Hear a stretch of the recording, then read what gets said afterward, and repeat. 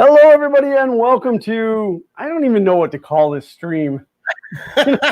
we call it Fun Playtime, but that's a terrible name, and I really hate it.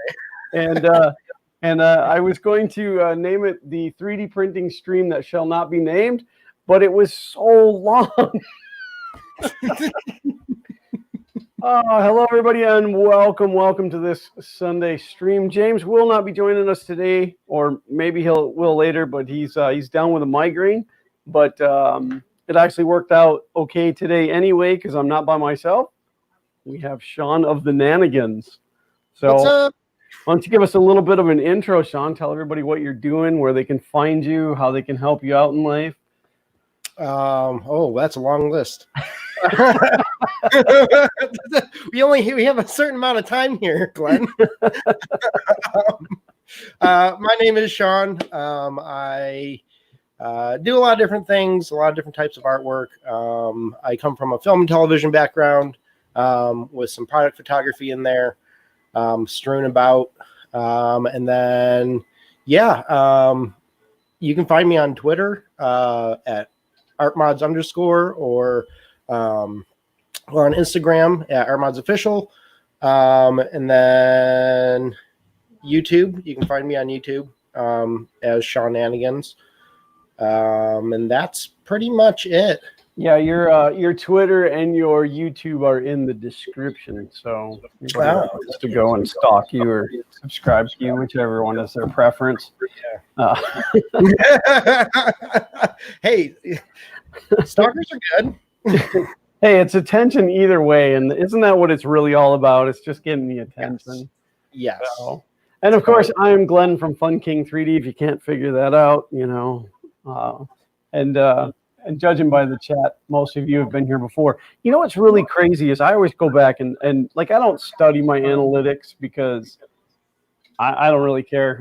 I do this for the fun, and I do this, for the community and stuff. But it always baffles me of how many people watch the stream versus how many people participate in the chat.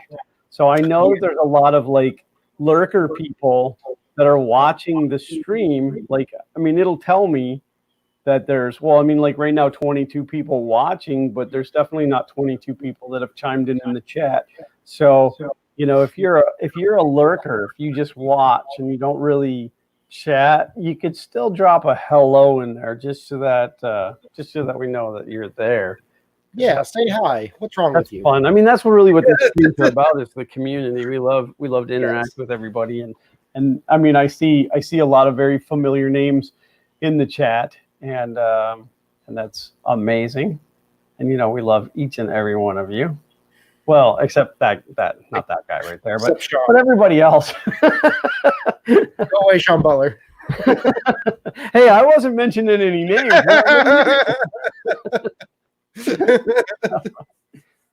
So what, other than, hanging out and doing the 1440 stream yesterday, which I guess we missed each other just by... Yeah, like a half hour. Yeah, by mere moments. Well, I thought it was funny because when I left, that then left Shane with just the three ladies, which was really funny because they were talking about dolls, and you could just tell by the look on his face. He was like, "Oh, yay!" But then all of a sudden, all the girls were gone, and it was a bunch of ugly bearded dudes. A bunch of nasty guys. What happened? I know. I'm really I got to jump in with Sam and Billy and Faye when they were on as well. So that was fun getting to talk to the ladies for a little bit and meeting them, because I don't really get to meet a lot of people, and there's so many people who've been around that just pop up randomly now, and you're like, "Oh, are you new?" No, you're not really new. You're just, Well, I find that actually quite entertaining too, because watching through that stream, all of a sudden there'd be somebody on there, and I'm like, I don't know this person. Yeah. And it's like, how do I not know this person? And so no, those streams are fantastic for stuff like that. Yeah. Oh, absolutely. Especially when you get. Say what? Sean Gould said, "Don't call out the introverts like that, Glenn."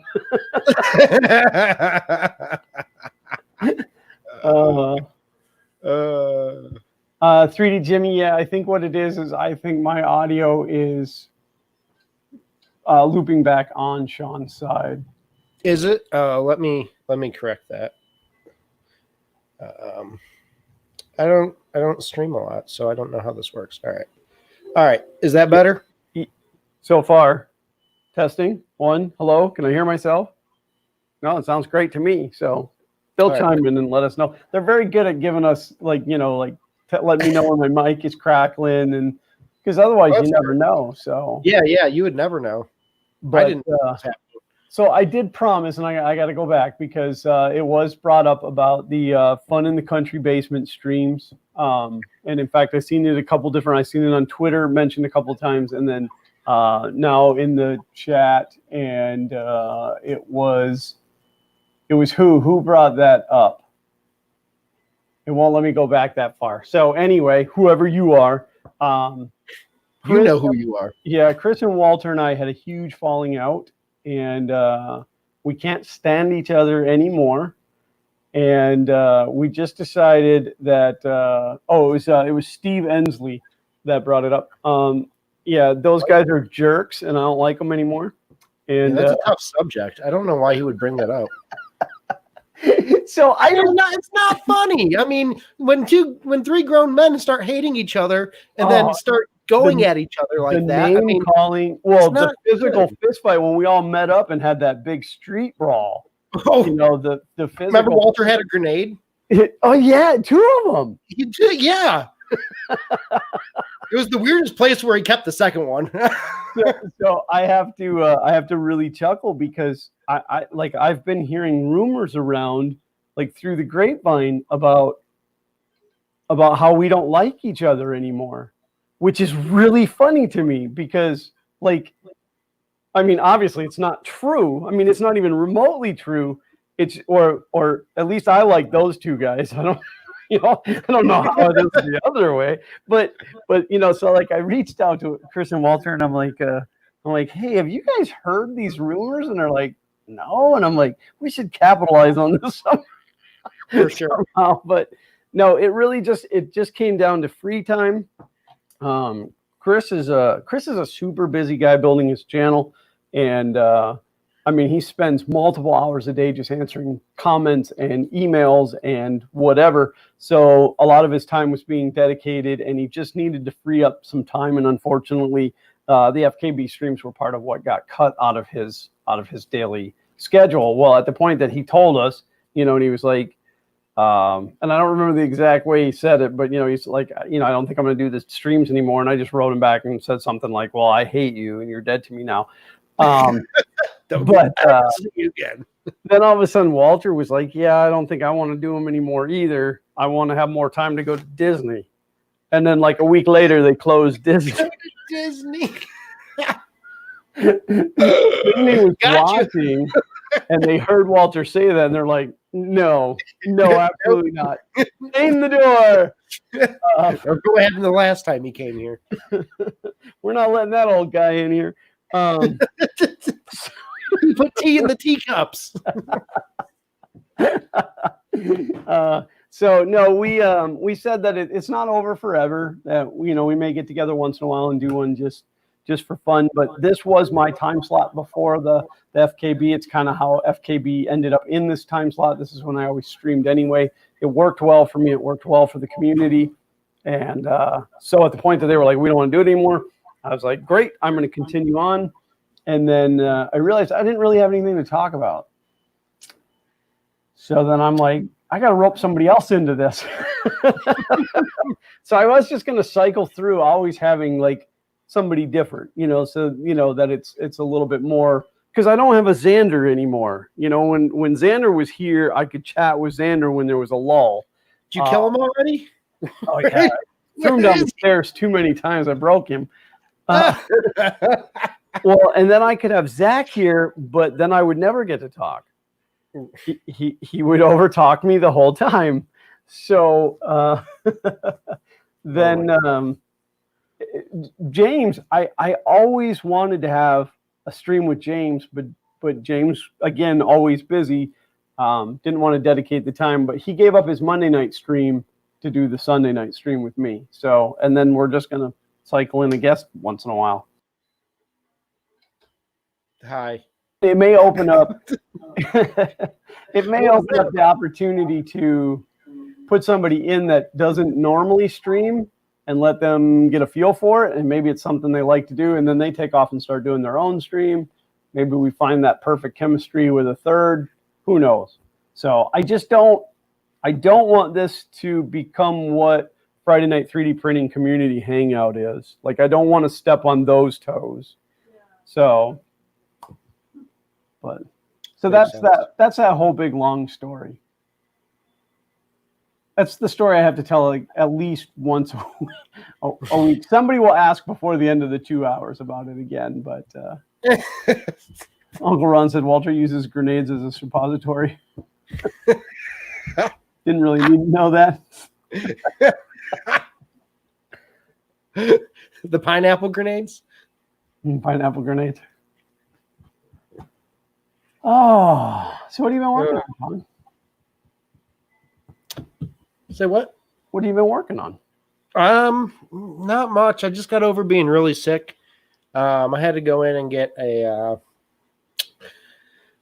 breathing treatment done. My lungs have been really, really bad, and this is a great time for that. Yeah, it's a perfect time. My oxygen level was extremely low. Yeah, it was just bad all around. It took me to get to that point to go, okay, I need to go in. So I just got over that a couple days ago, and it still hurt. It hurts to breathe still. And last night I got too crazy and on that stream, and I was talking a lot, and now my lungs are like killing me today.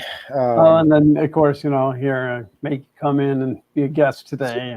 Yeah, I mean, if you didn't send Xander over here to stand here with a gun to my head, you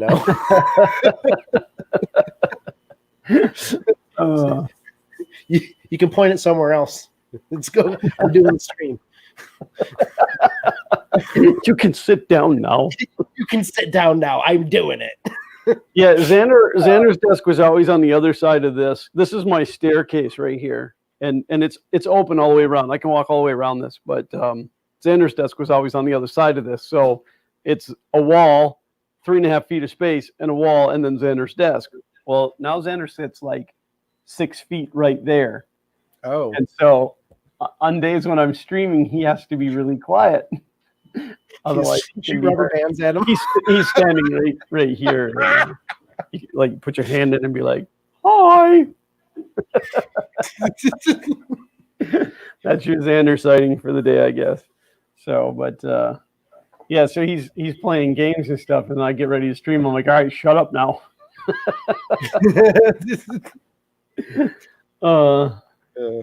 Uncle Ron wants to know if anybody thinks Shane is conscious yet. Probably. I don't think that guy sleeps. He's probably awake. Poke Xander in the gut. But yeah, so other than that, like, I haven't been able to work on everything I've been wanting to work on. So I don't really have many projects to show. Oh, I wasn't putting you on the spot. I mean, yeah, no. I mean, like, obviously that's a legit question. What are you working on? Nothing. Well, that's kind of what I'm working on this week. Nothing. Working on some food in my belly. It's all these tweets. I see all these tweets about when you have now that you have all this extra free time, working at home or blah blah blah, you can work on this project. My life didn't change because I always work from home. Our workload is actually increased. Wow. Like as an estimator, we're trying to put out more bids to land some jobs. So like all of a sudden I'm more busy and not less busy, and by the end of the day I'm exhausted. Yeah, you just want to go to bed. Pretty much, yeah. Well, and then I started playing Red Dead Redemption 2. Oh, did you? That really sucks my time away. The first one sucked my time in a lot. I never played the first one.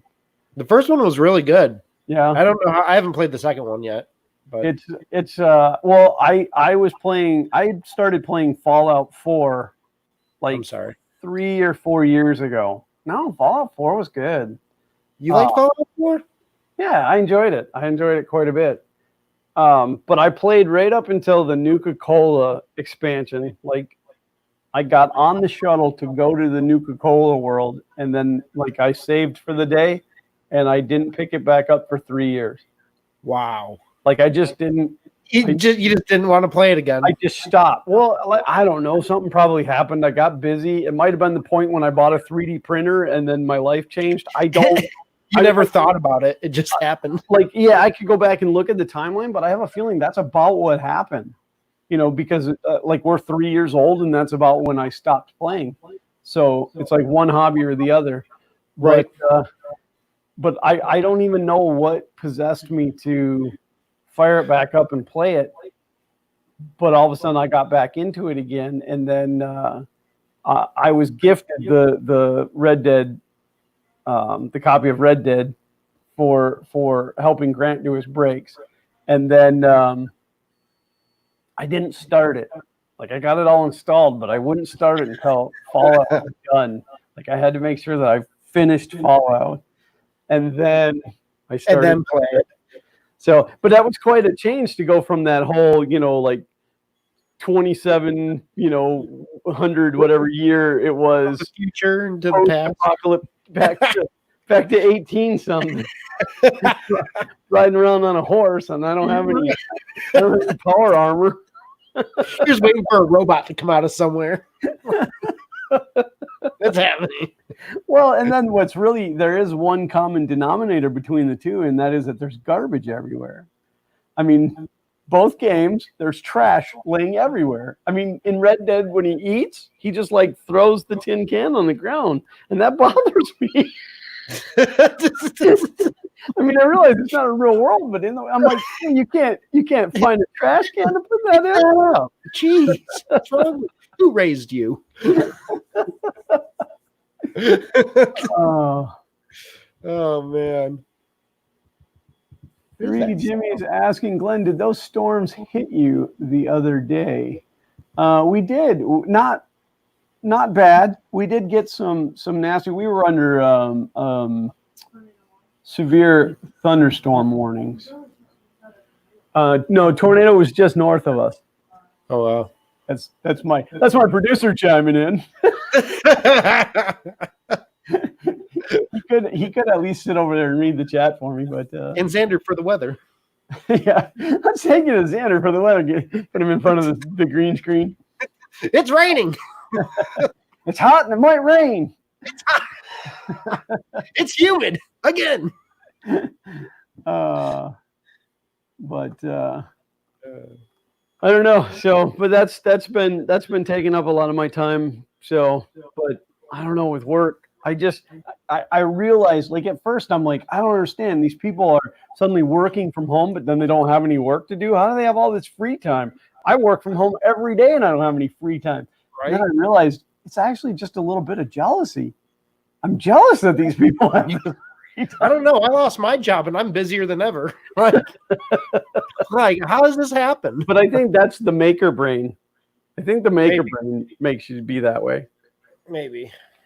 I mean, does your brain allow you? Can you just sit down? Can you just spend a whole day just sitting on the couch doing nothing? No. It drives me insane. I can't do it. I can't. I'll sit on if I sit on the couch and turn on TV, I'll fall asleep. That's what will happen. Within 5 minutes, I'll be out. Yeah. And that's just how that is. I don't know why. It just puts me to sleep. I have to be doing stuff. But then when I want to get to sleep at night, I have insomnia. Ron said spent 3 hours in my Oculus Go headset. Actually started getting motion uncomfortable after 3 hours. It would take me about the first 6 seconds. Oh my gosh. I still haven't done that yet. Oh, I can't. Oh no, I lie. I did it once. But I don't remember it. Sean Gold said lazy programmers can't even program a trash can. Can't even program in a trash can. Ye old trash can. No, I mean you're walking around in the game and you find a house and you go into the house to pillage it, and there's like sardine cans laying on the ground and stuff, and it's like, who lives like that? But I will tell you that game, even I think I've played it now about 20 to 22 hours. Okay. And it's already changed me, because when I first started playing the game and I'd be going along and I'd find somebody camping or whatever, and I'd go over there and they're like, get out of here, and I'd be like, okay, and I'd go on my way. Sorry. Now they're like, get out of here, and I'm like, and take their stuff. You get out of here.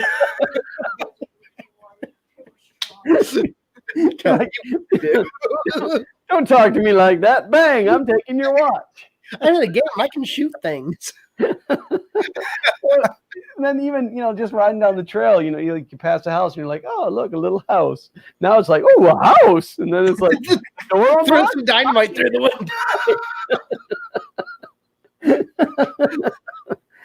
That horse looks like it's worth money. I'll be taking that. They say games don't change people. Oh my gosh. Well, I will tell you though, because when this whole virus thing started and the stay-at-home orders and stuff, so I've been watching The Walking Dead and playing Fallout 4, and then all of a sudden we're in quarantine. That'd be CORNTEEN. Quarantine? Quarantine. Have you seen that? I've seen it. That's how people have spelled it on the internet. Oh my goodness. I didn't go anywhere for like 2 or almost 3 weeks. And then I finally went out. Like, I really avoid going out because of the whole, immunocompromised thing. But so I'm driving and I'm by myself. Like, we don't take the family if we have to go somewhere. Just one of us goes. And so then all of a sudden there's like people walking down the side of the road, and I'm like, what are they doing out here? They're gonna get it, like my mind, just from being in that whole zombie apocalyptic, post-war apocalyptic, and then all of a sudden I'm out in public and there's like, nobody out there but this one guy, and it's like somebody's gonna get that guy. Oh my gosh. Yeah, it's crazy. Like, so when I lost my job, we closed early that day. So we closed up the bar around, I want to say 5:00 p.m. So like, the normal time people start coming into bars. Right. Like the non-alcoholics come into bars. So we closed up around that time, and it was really weird. It was like almost like we were going to like the gallows. Like, that's how it felt. We were all like standing there waiting to be hung, and they're like, all right, bye. And that was it. And we walked outside, and there were people on the streets. Everything was normal. Right. And I went home. I didn't leave my house for 2 months. I finally left my house maybe last week to go to the grocery store, and that was it. Wow. And I didn't even go to the grocery store. I drove by the grocery store and said, screw that, I'm going home. And there was just nobody on the street. It was 100% different world, because I've been staring out my window for 2 months, not going anywhere. So I don't know what anything's like. And it was like the apocalypse. It was like, there's nobody out. There's literally nobody. That's how it's supposed to be. Nobody's supposed to be out. Crazy. Oh my gosh. I'm like, yeah, I'm not comfortable. Here's my anxiety level going up. And I've noticed like traffic is like, it's not zero. We still have traffic, but it's not like, this is our busy time of year. This is when all of the northerners are here. All the snowbirds are here. Yep. And so usually like it's bad traffic. So like it's more like summertime, that more calm. But everybody that's out there is driving like it's Mad Max. Oh yeah. Like it's almost like they're driving for survival, which is really weird. It's like, yeah, you can tell the difference. Yeah, like, just be normal. People are more aggressive. Yeah, just drive around in your car. It's cool, man. Like, you're okay. We're not racing for the last roll of toilet paper. I mean, it's not in the freaking ozone. Like, step outside. You're okay. Yeah, and then I went to McDonald's. I went through the drive-through yesterday, and they have these big pieces of plate glass now stuck to the front of the drive-through with just a small opening at the bottom, and like they had like a pad on there, like a pool noodle, so that they don't hit their arm on the glass. But everything is it was like pipe insulation, but like, man, that sounds like home. That's like a McDonald's in Detroit. Yeah, no, I mean, it was like thick too. It was like 1/4-inch thick plate glass over, and that's what it seemed like to me, was like the like bulletproof glass for the drive-through, but so that they don't breathe on you and you don't breathe on them. Weird. But yet they still touched my credit card. So right. When you take it back, you take it very gently, and immediately with the hand sanitizer wiping all over that credit card. No offense to you, but I don't know you. You're nasty. Oh man, yeah, it's scary. I mean, I've had Kroger deliver my groceries to me, and they don't wear gloves or masks. I've never seen them wear gloves or masks, so I have to like empty everything outside. Well, and we do too, and like some people say it's not necessary, but again, nobody knows. There's too much unknown with all of this. So like when my wife brings groceries home from the grocery store, before it comes into the house, like as she's unloading it out of the car, she's wiping everything down with Clorox wipes. Then it comes into the house. And then she immediately goes and takes a shower and burns her clothing. But okay, not that bad, but that's what I do. I mean, we're wiping everything down just to make sure that nothing is coming in. And again, I'm a little bit more freaked out about it only because of my health. Like chances are my kids are going to be fine. They're strong enough to handle it. The wife will be fine. Me, not so much. But that's what I'm saying. I'm with you on that. My lungs are so bad. If I get it, I'll be dead. But then we ordered. I was gonna say the name of the pizza joint, but I don't really want to give them any free advertising. But one of the local delivery companies, and the option that they have when you're ordering is for no contact delivery, which we order. And I'll give Jersey Mike's a shout out because I love Jersey Mike's, but they've been delivering through, I think it's DoorDash. And the contact delivery with DoorDash, they put it on the door, ring the bell, and then run from the house. Like I'm watching on I'm watching on the Ring camera, and they're like, away from the house. But the pizza guy brings the food, and he puts it. I got a chair out on the front porch, and he sets it on the chair, and he rings the bell, and then he backs up about 20 feet.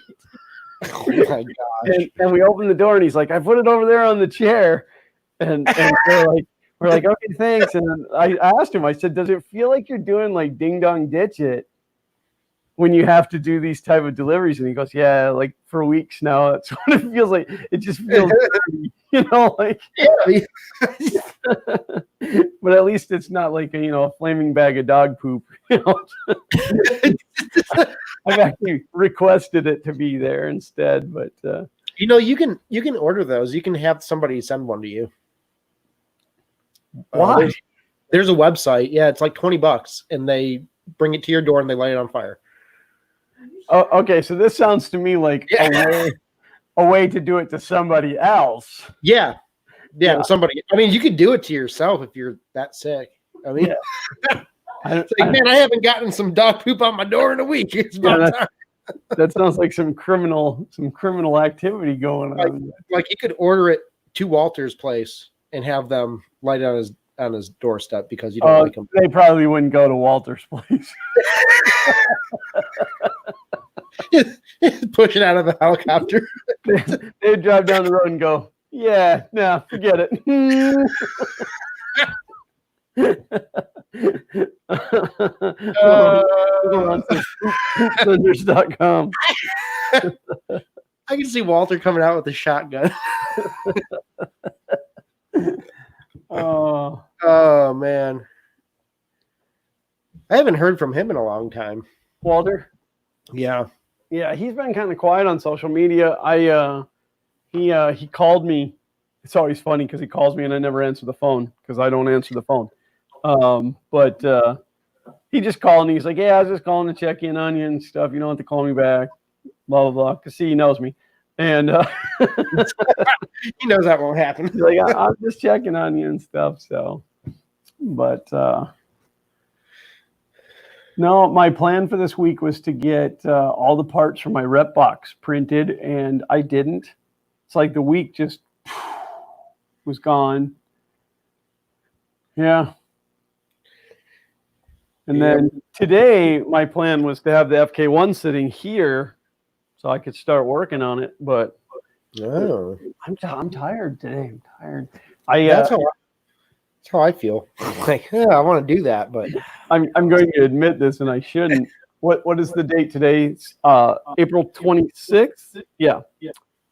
I took down the rest of the Christmas lights yesterday. my gosh. But it was all it took you that long. it was all the really tall, high up ones.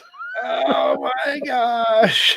So, and I would not want to take that stuff down. That's too much.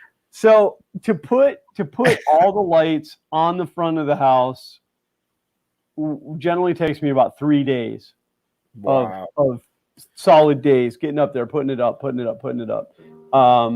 2 years ago, we started to rent the bucket, the lift, and now I can do it in about 3 hours. Oh wow! And have it all done. But we don't rent the bucket to take it down because it's $200 to rent the bucket. Yeah, it's generally a little bit easier to get it down because all the lights are mounted on pipe. So to get them down, I can just kind of tug the end and take the pipe away. So it's not really economical, or feasible financially to rent the bucket to take them down. But I got them all down except for the ones that were like up on the dormer and on the face of the dormer. And then just, things kept coming up like I didn't want to, or it was too sunny outside. Every excuse. Well, yeah. It's a little windy. Last week on Friday, I said to the wife, I said, "Listen, depending on how the weather is tomorrow, if the weather's good, I'm going to get out there and get the lights taken down." And it stormed like crazy. Like I wake up to thunder and I'm like, yes. and so saved. So this past Friday, I said to her, "All right, again, depending on the weather, if the weather's nice, I'll get out there and get the Christmas lights taken down." And she's probably like, "I don't care what kind of weather it is, you're going." I wake up and I asked her, I said, "How's the weather out?" And she's like, "Oh, it's beautiful out there." And so like I look out and I'm like, "Ooh, way too much sun to be getting out there taking them lights." And then within about a half hour, it was overcast like crazy. And I'm like, "Oh, it looks like it's going to rain. I don't think it looks like it's gonna. I don't think I should get out there with a big aluminum ladder." But I did. I went out. It takes a 30-foot extension ladder to get to the top of the dormers.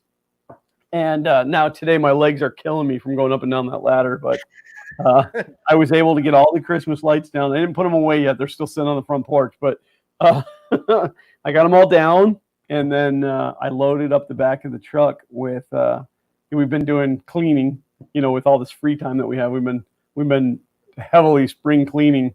And so I filled the back of the truck with garbage and took it over to the transfer station. And so that was my project for yesterday. And then I was just baked for the rest of the day. That's a lot of work. And he chimed in and said, "Good evening to you, sir. I hope all is well with your very good self and family. Sorry I'm late. I've just started to watch The Blacklist and I'm now hooked." I have not watched that show yet. I might have to check that out. I watched I don't know, a few episodes. I didn't really get into it. I'm trying to look. Did you put your name in? I can't remember where to put that so that people know who you are. Because some people don't know who you are. Me? Yeah. I hope nobody knows who I am. there's somewhere, and I turned it off so long ago, I can't remember. I'm Sean. Hi. But there's somewhere that I can put. Is there? Are you trying to like pop text up there? Yeah, put the lower thirds back in. I always took them out before because it was just Walter and Chris and I, and everybody knew who we were. Yeah. I don't know, I'll figure it out here momentarily. Sorry, I didn't mean to go off on a side tangent. It's No, you're good. Greetings from Alabama. Well, hello there, Mr. Glenn Hoeg. Oh, that's Glenn Hogue. He's Hogue. No, he's a wonderful guy, except for he spells his name with only one N, like a serial killer. You ever watch the show Superstore? No. Okay, so it's based on. It's kind of based around Walmart, Best Buy. Like, I mean, there's things that happen in the show that are like internal to Best Buy, and it just blows my mind. Like, somebody on that writing staff used to work for Best Buy, but used to work. The manager of the store, or the former manager of the store, his name was Glenn with two N's, and they got this robot. You know how Walmart has those robots now that just like roam around the store and scan prices and stuff to make sure everything's right. So they get this cleaning robot, but it's named Glenn with one N. And they didn't want to let Glenn know that it was named Glenn, and they put something over the name tag, and he finally peels it off to see what the name is, and he's like, why did they name it Glenn? Well, at least they spelled it with one N, like a serial killer. So that's where that came from. So I was giving Glenn a hard time. That's outrageous. I need to watch that show. Oh, it's hysterical. I mean, there's that on Netflix? I don't know if it's on Netflix, and I want to say it's a NBC show, but I mean, there's like, as with every show, like there's parts of the season that's really great, and then it kind of lags, and then it's but it's very funny to me from working in retail, just because like just stupid stuff. Like, they'll just, on a cut scene, they'll show a guy walking along drinking milk, and then he like puts the carton on the shelf and walks away, or somebody will take their ice cream out of the cart because they decided they didn't want it, and they set it next to the towel. Yeah, and they just walk away, and I'm like, that really happens. I mean, people really do dumb stuff like that. So people have to pick that up. Yeah. I don't see where to turn those lower thirds back on. I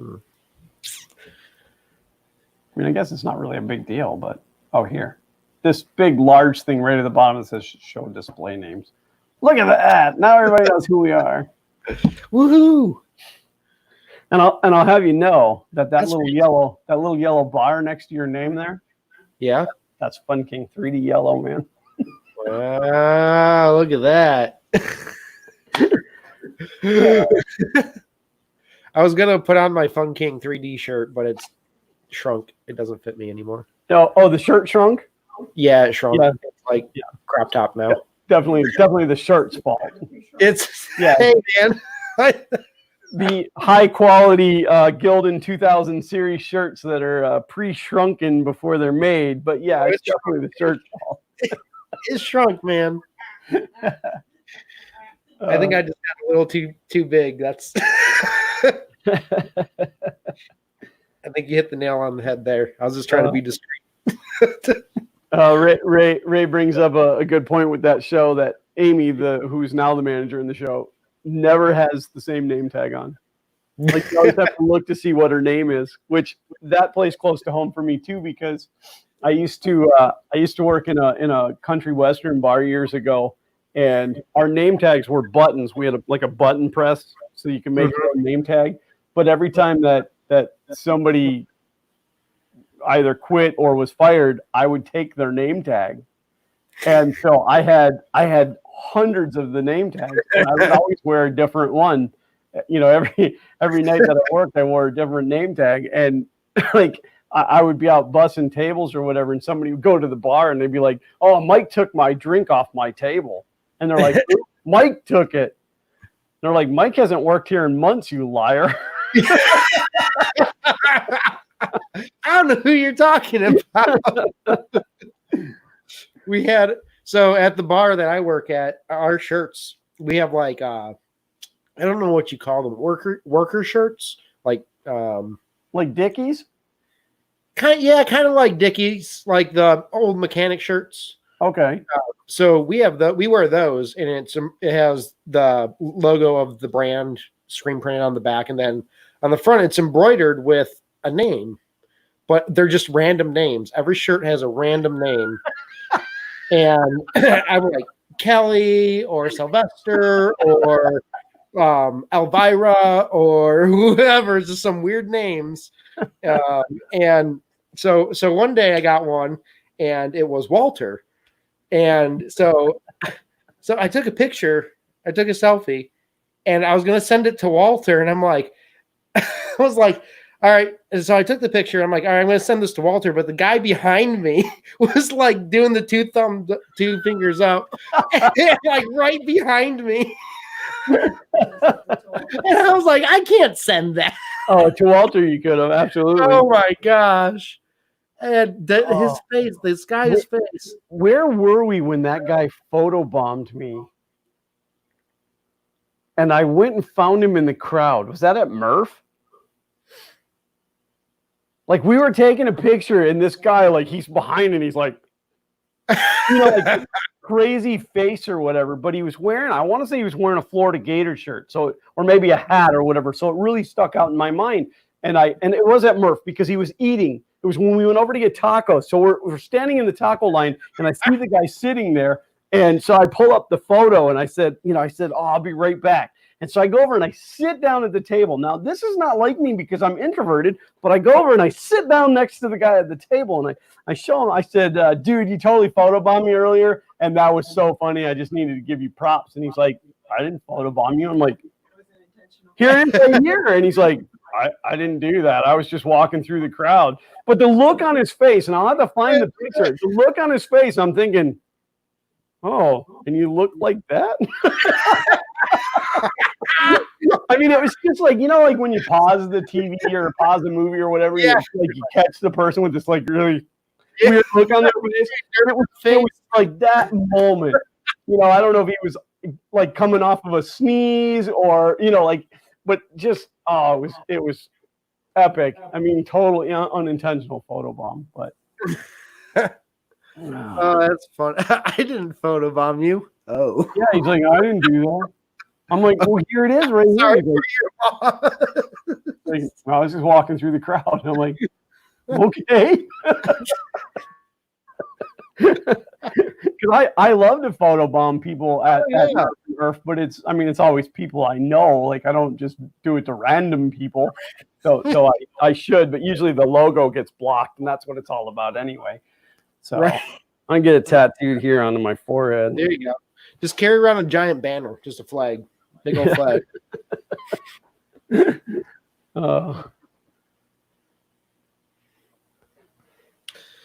Oh man.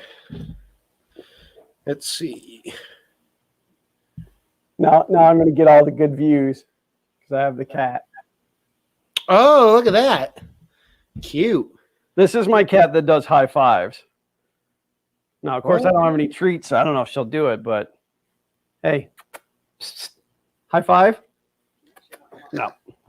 She's like, "I know better. I don't smell it." Uncle Ron said, "You're sighting."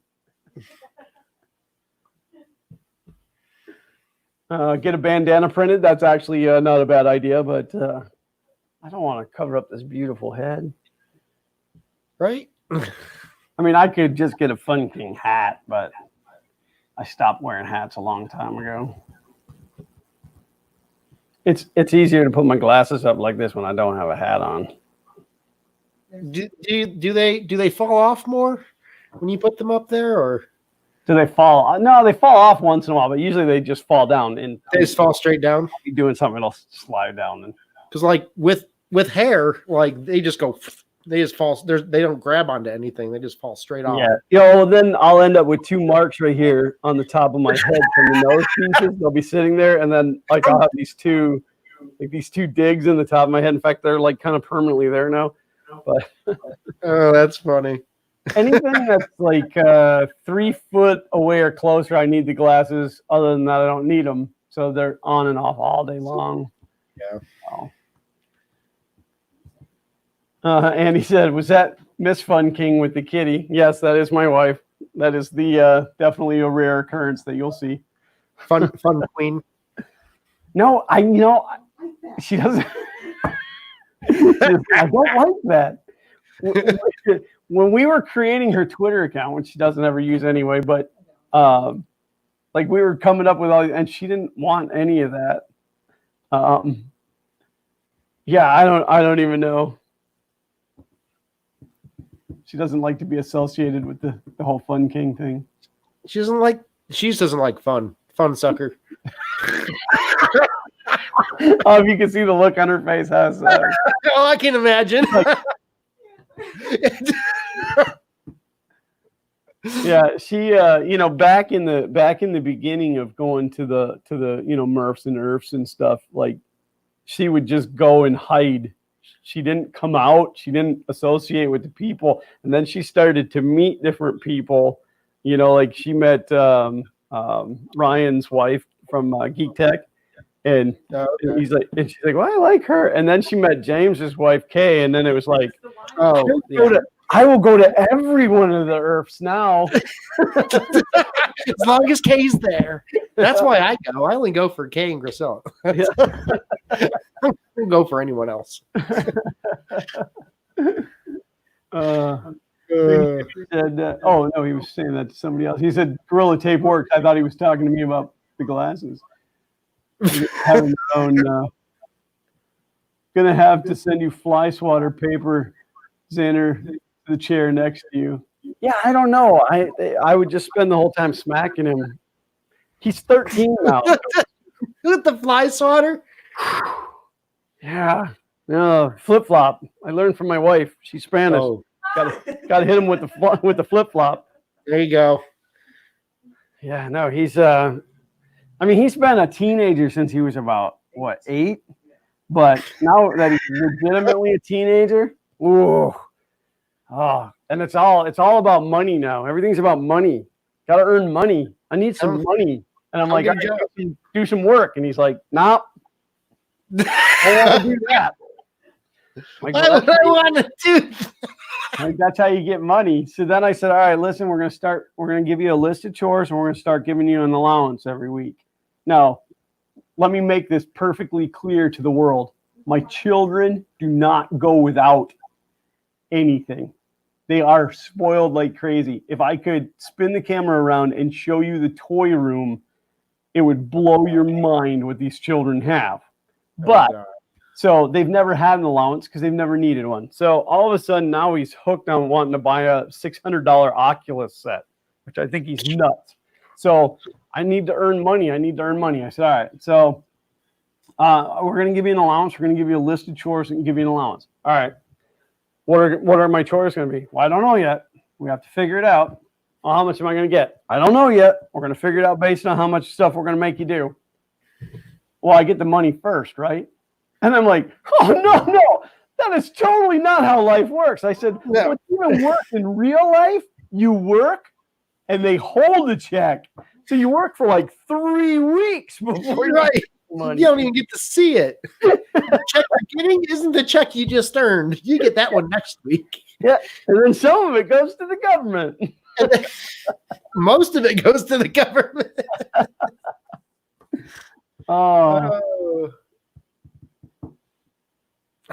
I watched something the other day. What was it? They explained it so perfectly. Was it Parks and Rec? It was Parks and Rec. Have you ever seen that show? Oh God, yes, huge fan. Okay, so when the little girl comes in and with like the class and asks, and then he sees Ron, she sees Ron and is like, "Can you teach me how the government works with taxes?"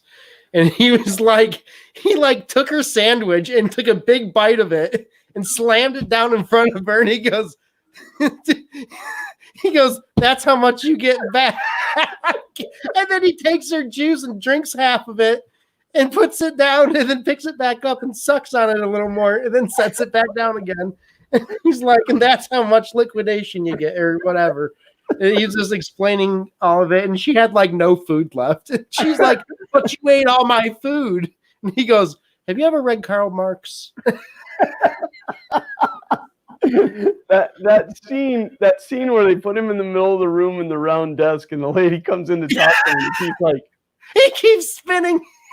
And she's like, sir, and he's like, he's not even saying anything. He's just that was a good one. That's what I would be doing. Like, don't talk to me. So I guess they're coming back with a quarantine episode with the original cast. Yeah, doing like just a reunion type. Yeah, a reunion show or whatever. But now, are they doing it now during the quarantine? So like they'll be doing it from their each individual. Yeah. Oh, that's going to be interesting. Yeah, from their individual houses in character. Yeah. Yeah. I said, that's like the one thing that's come out of all of this that I really love is like the different musical artists and stuff doing these jam sessions from their house via live stream. Oh yeah, I've seen some of those. Just like, and then the fact that you can interact with them. Mm-hmm. Like you're in the chat with them and stuff, and there's a musical artist. He's from the UK. His name is King Charles. And I'm sure that's not actually his name, but that's his stage name anyway. King Charles the 80th. Yeah, he's not. He's not like a big artist. He's not, Michael Jackson or whatever. But I really enjoy his stuff. And then every once in a while he'll do just a live stream on Facebook, and it's so cool to. Like he'll do the different songs acoustically instead, and the fact that you get to interact with them and stuff. The Bare Naked Ladies have been doing it every day to raise money for different like food banks and stuff. And yeah, it's big fan of the Bare Naked Ladies too. The group and as well as as the actual Bare Naked Ladies.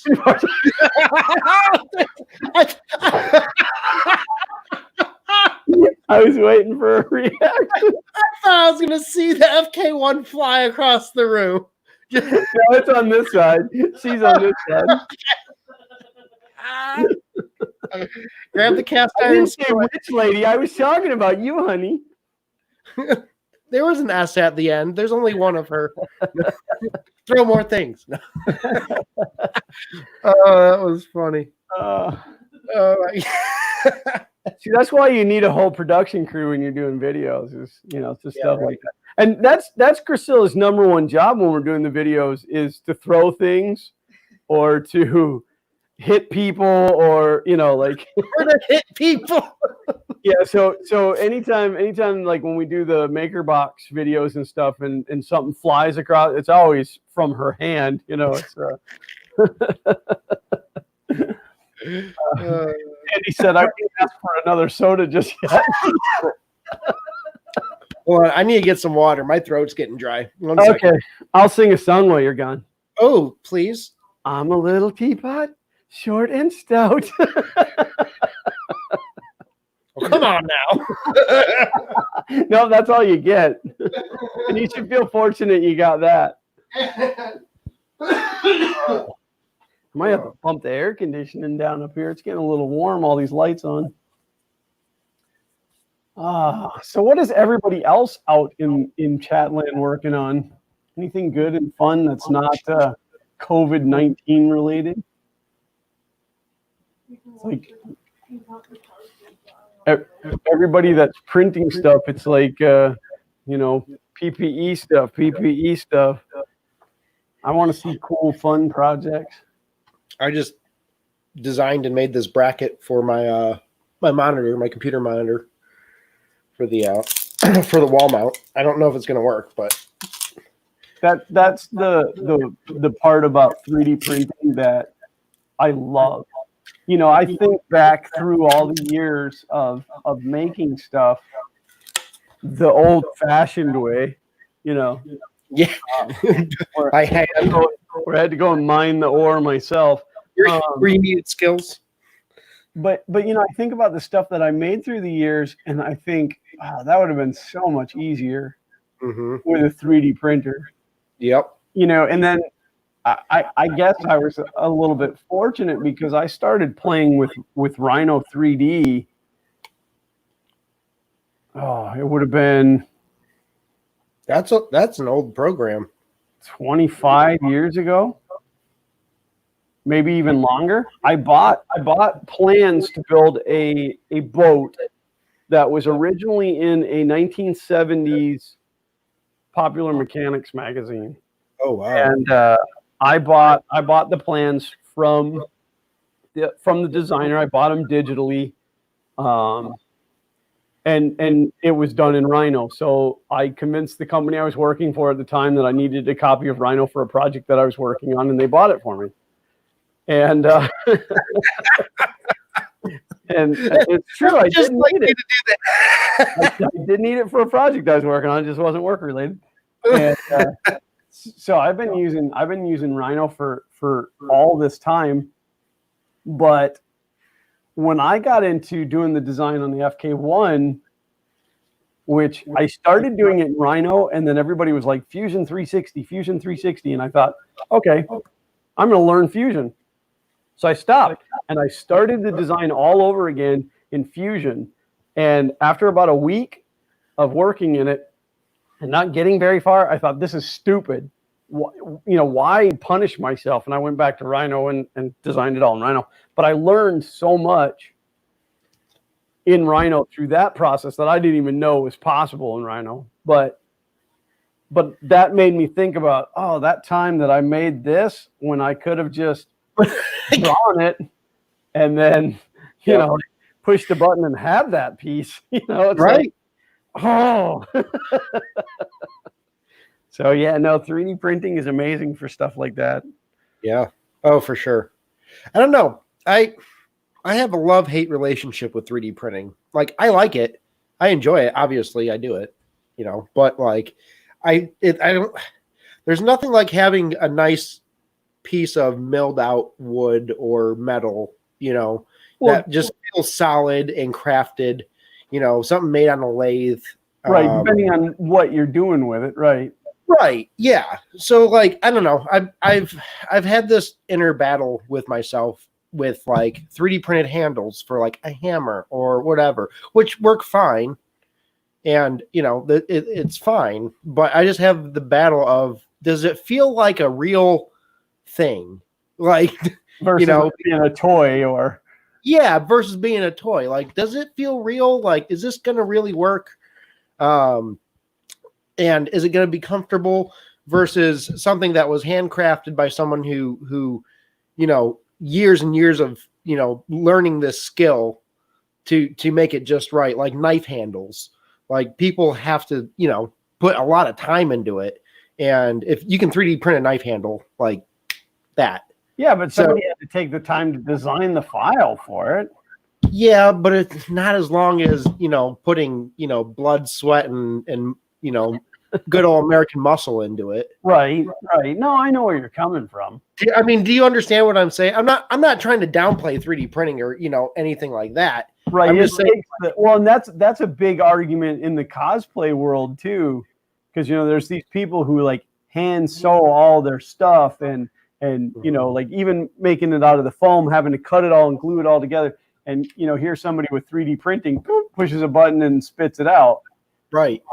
But in fairness, there's still finishing that goes with all of that. It's just really cool. I mean, it would be no different than me saying, you know, oh, I'm going to make a baseball bat, but I don't have a lathe. So if you use a lathe, you're cheating. I'm going to I'm going to hand file this and sand the whole thing, and it'll look like crap. That's not really. Yeah, I mean, I wasn't saying 3D printing is cheating. I'm just saying, like, the quality of both. Like, what would, I don't know. It's just something I've been thinking about. But again, right tool for the right job. Right tool for the right job. Yeah. Yeah. So, I mean, there's definitely things that I've made in 3D printing. Like, I've made it out of plastic, and it just didn't work or wasn't strong enough, or, I mean, it's got its limitations. But then there's things like I have the lever type door handles throughout my house, and we added the blinds to the French doors that are like encased in glass, and then you just put them over the top of the current glass so that the cats can't destroy them. Yeah. Well, they're thick. They stick out from the door about this far. So now you go to grab the handle and you can't get your fingers behind the handle. So to move the lever, you had to kind of just push the lever like this. You can't grab the door handle because your fingers hit the glass. So what I did was I took the door handle apart, and I figured out, based on the length of the screws, what the furthest I could back that handle out, and I measured that gap. I 3D printed a ring out of white PETG and spaced the door handle off the door, and now there's enough room to, But to make that without, I would have ended up making it out of wood. Yep. And then I would have either used like a hole saw to cut it, and like cut the outside diameter, cut the inside diameter. But then it wouldn't have been exactly the size I needed. It would have been the exact size of whatever hole saw I used. Right. You know what I mean? Like there's limitations on everything. For sure. Right place, right time, right tool for the job. Yeah. For sure. And the 3D printer was the right tool for the job in that sense. Right. Exactly. So, and then, like, I've always wanted a metal lathe. I got to use one in high school, and I've used one a couple times throughout life, and I've always wanted one, but I've never been able to justify owning one. Like, I can't imagine. It would be one of those things where I would just go find uses for it, as opposed to me saying, like, I don't every other day go, man, if I just had a lathe, I could have done this. You know what I mean? So never been able to justify owning one. But and other tools too. I mean, I would love to have a plasma table, a CNC plasma table for cutting sheet metal. But there is no tool in the world like a 3D printer for obtaining tchotchke crap that just sits around. Do you remember those machines you'd put the quarter in and it would like melt the plastic into the mold, the injection mold? Yeah, absolutely. Yeah. Mold-o-matics. Yeah, that's what it's what it reminds me of, like in my house, like, yeah, exactly. It's a lot smaller and less energy draw, but right.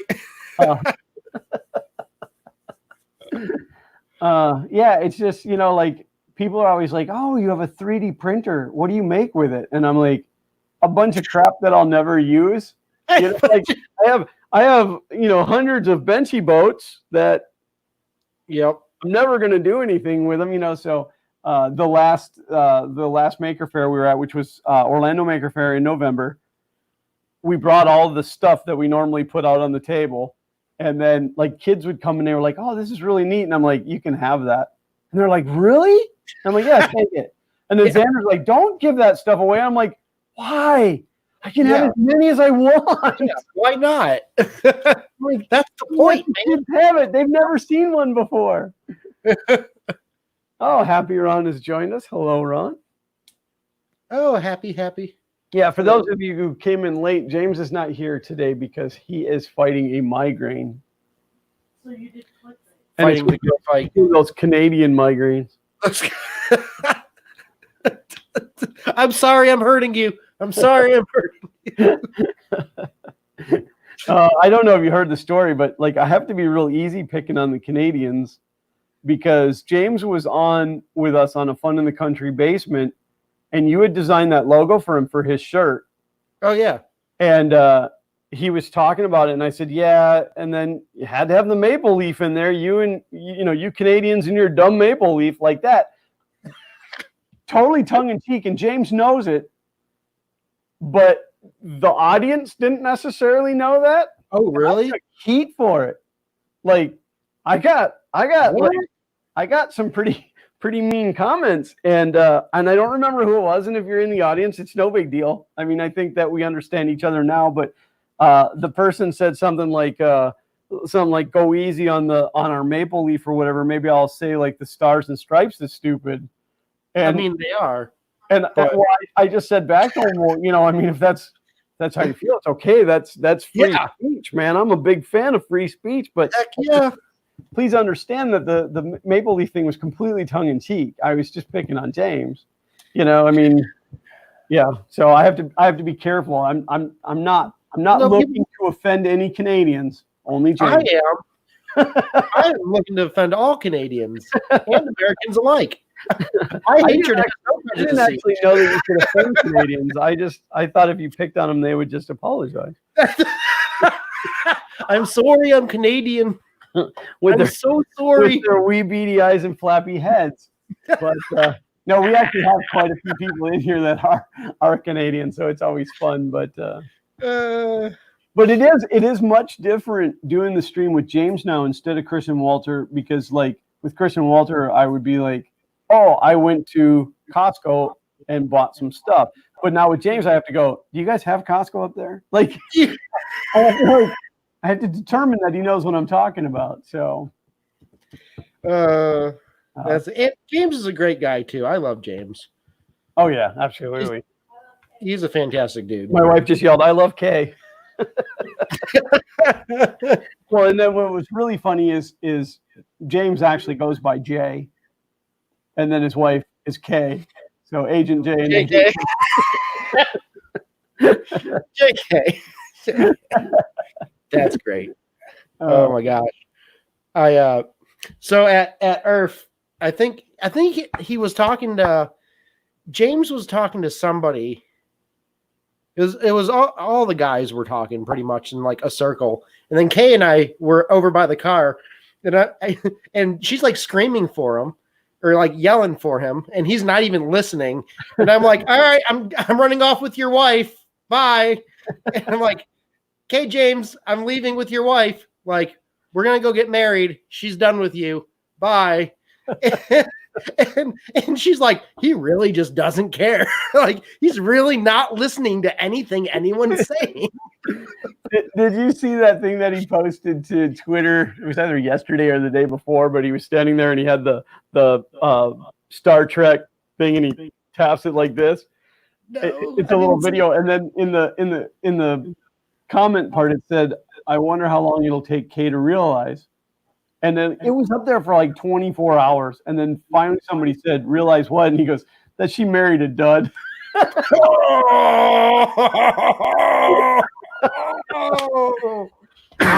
No way.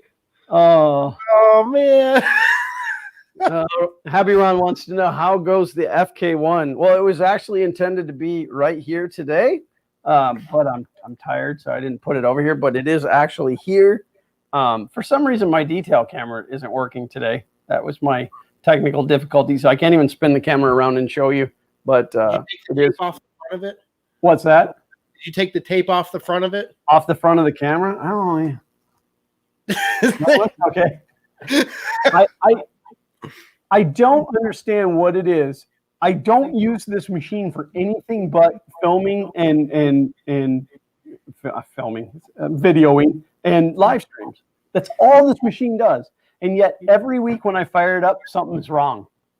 Like something has disconnected or audio's not working, or it's like, why? That's frustrating. Touched. Yeah. I don't know. But I didn't realize it until 10 minutes before the stream, and I tried rebooting, and that didn't fix it, and I didn't want to go through a whole hassle of diagnostics to try to fix. So you don't get to see anything but me today. I don't even think that I have an overhead camera. Oh, I do. You can see the top of my head. Woo! And all the crap that I keep on my table that's just out of view. Oh, wow. See, here it's like all nice. It looks real nice and clean, but it's not. Yeah, and then here it's like all the crap. Everything that was back here, you just pushed up towards the monitor. Yeah, that's what I do before the stream. I'm like, okay, well, I don't want that showing, and then I just push it into the corners. Oh, you're too funny. Well, but same holds true for like this spot right here and this spot right here. Everything looks great. I mean, it's a little cluttery behind me, but outside of that, World War III is going on. That's why I use a long lens so you can't see. Right. I have the camera positioned exactly over here. That is exactly the end of the wall where it wraps around to where the door is for the stairs. This side, if you look above the Fun King box up there, you can see just past that wall, but all the maker boxes block that hole, so you can't. What's the Fun King box? Oh, shows how much you watch. Wow, I don't. So the March, you have to go back and watch. You have to watch last month's maker box. Okay.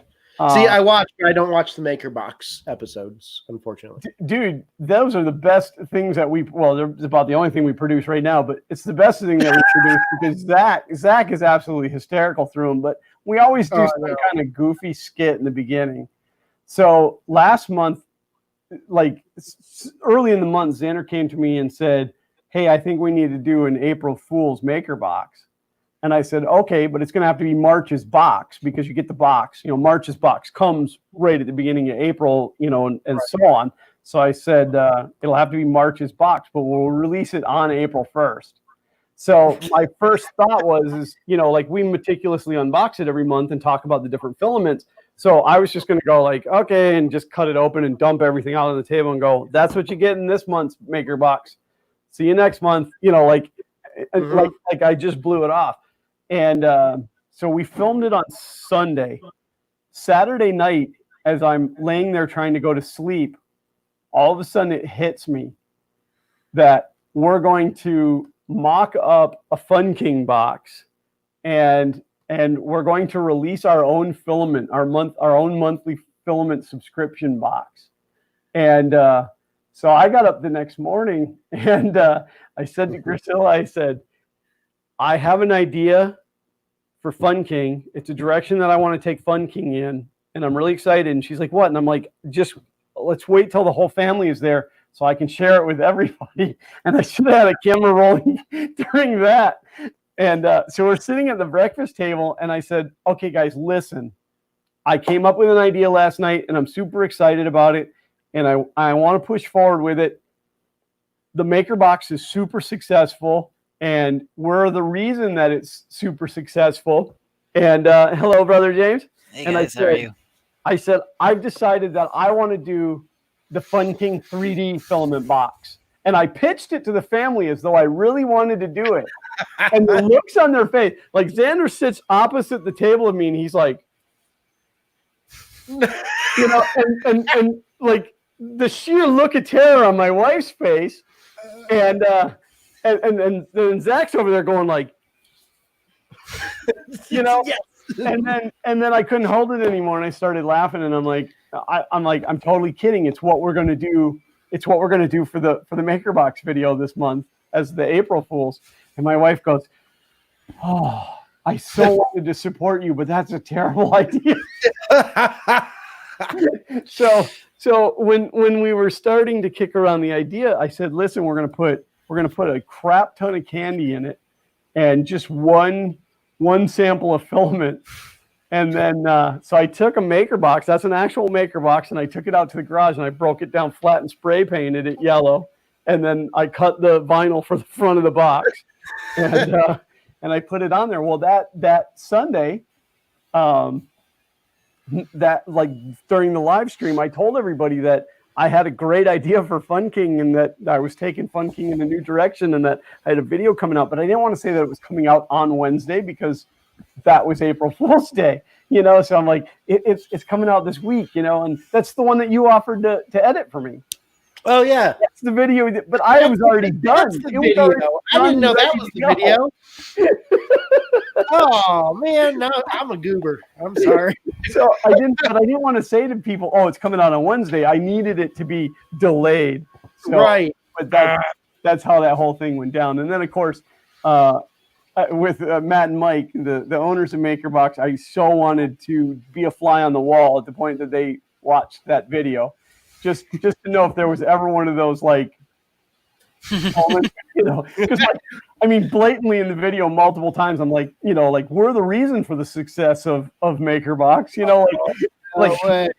and I'm like, one of the biggest problems that I have with MakerBox is it only comes with one piece of candy. What a jip. I have 2 kids and only one piece of candy. Our box comes with 20 pieces of premium chocolate candies, which were all leftover Halloween candies.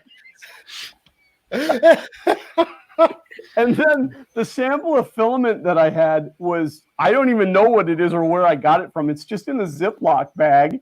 And I'm like, it's such a mystery box that we're not even going to tell you what kind of filament it is. You can just figure it out on your own. I mean, it was a mystery to me. I don't know where I got it from. That's funny. And then I put an old coupon code, the MakerBox coupon code in there. I said, no, our plan is to release our box just days after I get the regular MakerBox, and we'll include their coupon code so I don't have to go find my own. So I don't have to.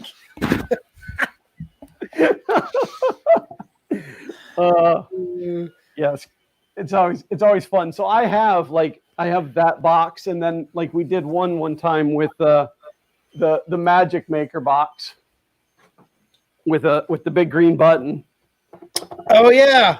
So like I don't disassemble these after I make them. I keep them around just, I don't know, for nostalgic reason. You never know when you're going to need it. Well, at some point, a museum is going to want these. For sure. This is how we made the box float when Zach was doing like the magic. That's how we did it. Whoop. So yeah, I keep all these, and then I have ones with holes punched in the sides in case we need to run it on a zip line again. Or that would be fun. Yeah. So what they need to do is change their design completely so that all your props are now like outdated and you can't use them anymore. Well, they did. They were originally a glossy box, and then they changed it over to a matte finish box. Yeah, because they can just invert the colors. Is that what it is now? So like this one is the shiny box. See how it's shiny? I remember that one. Are they all matte now? And they're slightly smaller. They're like slightly a different size. Oh yeah. So I like the matte ones, actually. I was disappointed when they changed it at first. Like it just made it look like the box was cheap. Yeah. But it looks like thicker cardboard though. At this point, I don't even care what the box looks like. I like what's inside of it. Yeah. I like that whole mystery element. So, and then I do have, they just recently acquired Cryptid Crate, and I do have one, and they sent me one for to just kind of check out, not necessarily for review, but to check out. But I'm gonna open it. I'm gonna open it on video.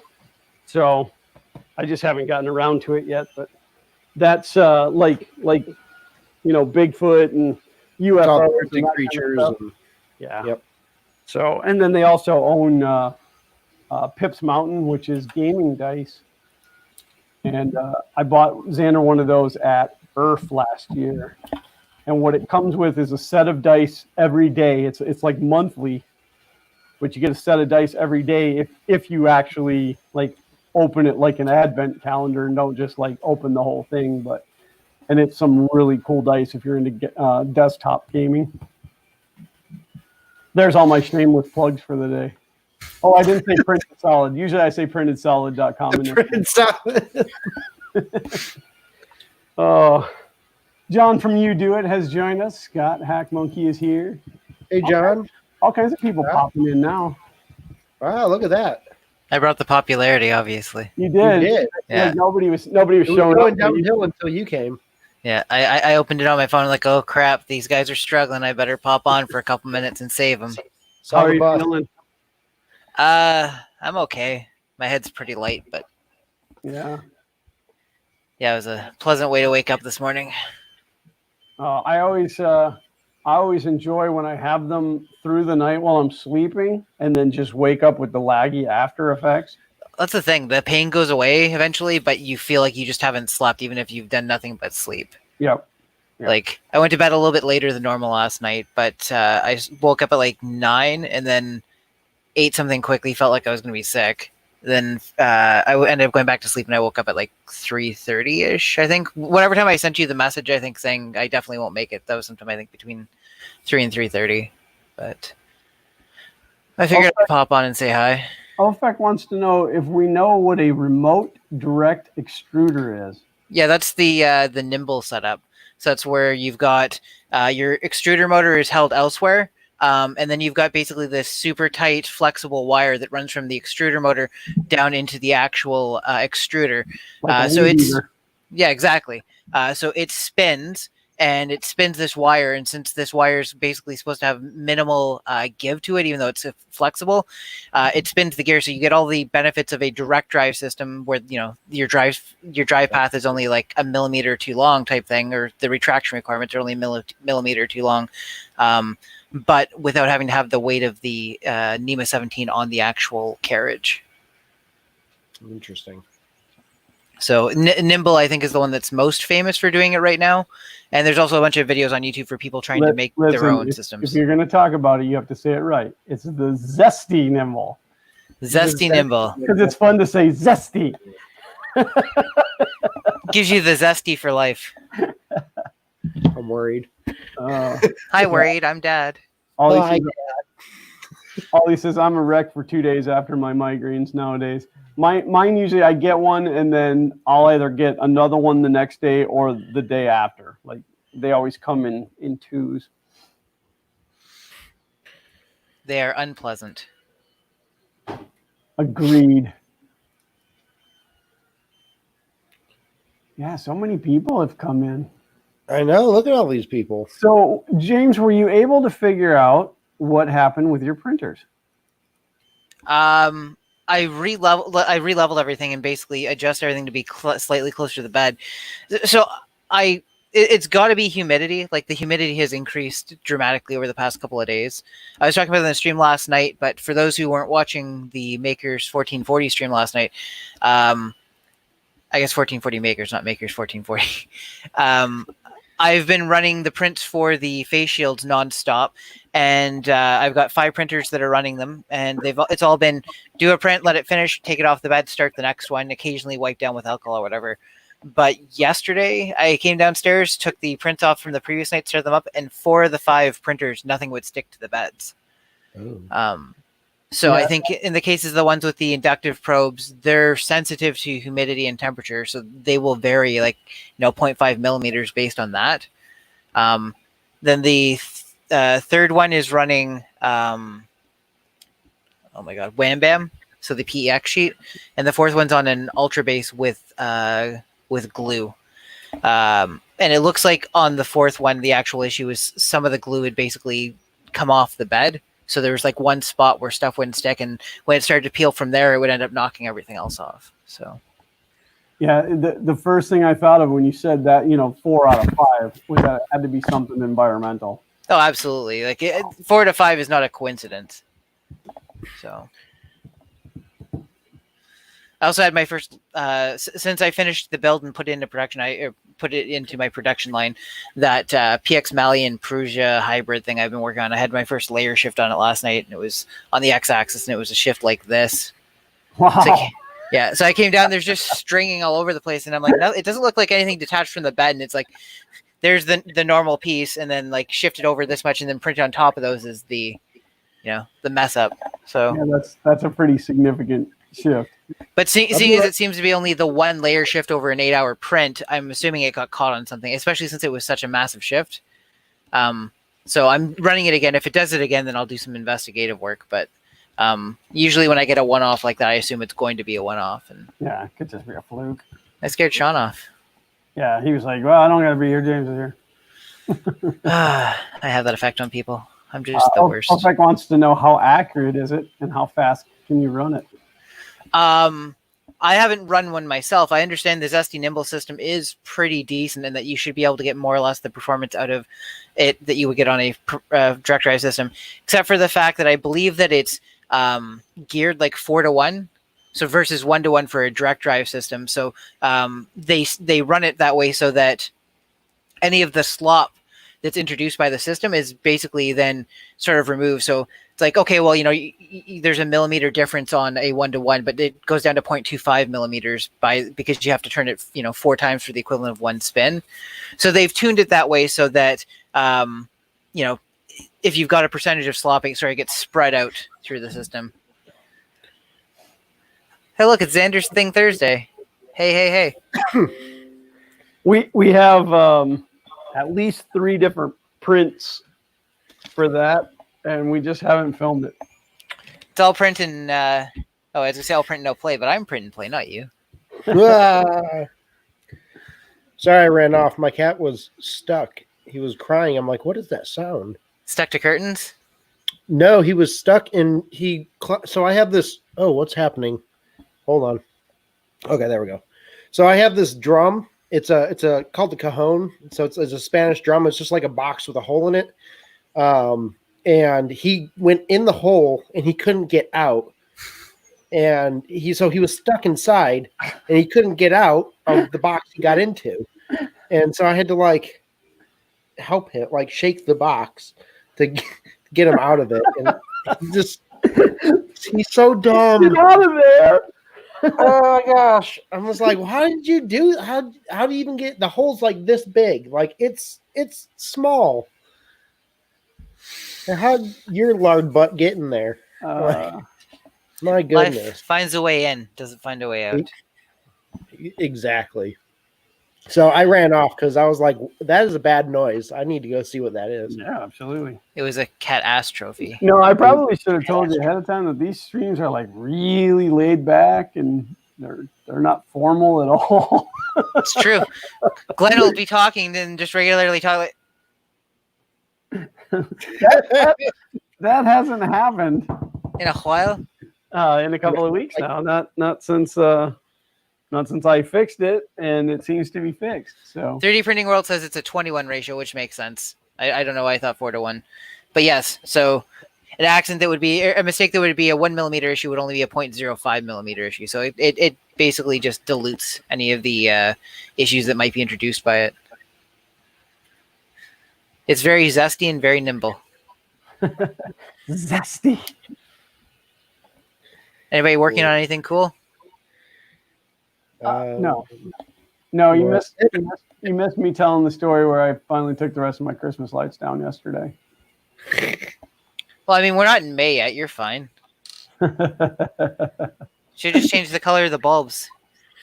Well, all of a sudden people started putting their Christmas lights back up as hope lights when the whole virus thing happened, and I thought, I'm not putting all mine back up. I mean, it's weeks. It's weeks to put all of that up, and it's a lot of work. I mean, my big mega tree is 2 solid days to put up and a day to take down. So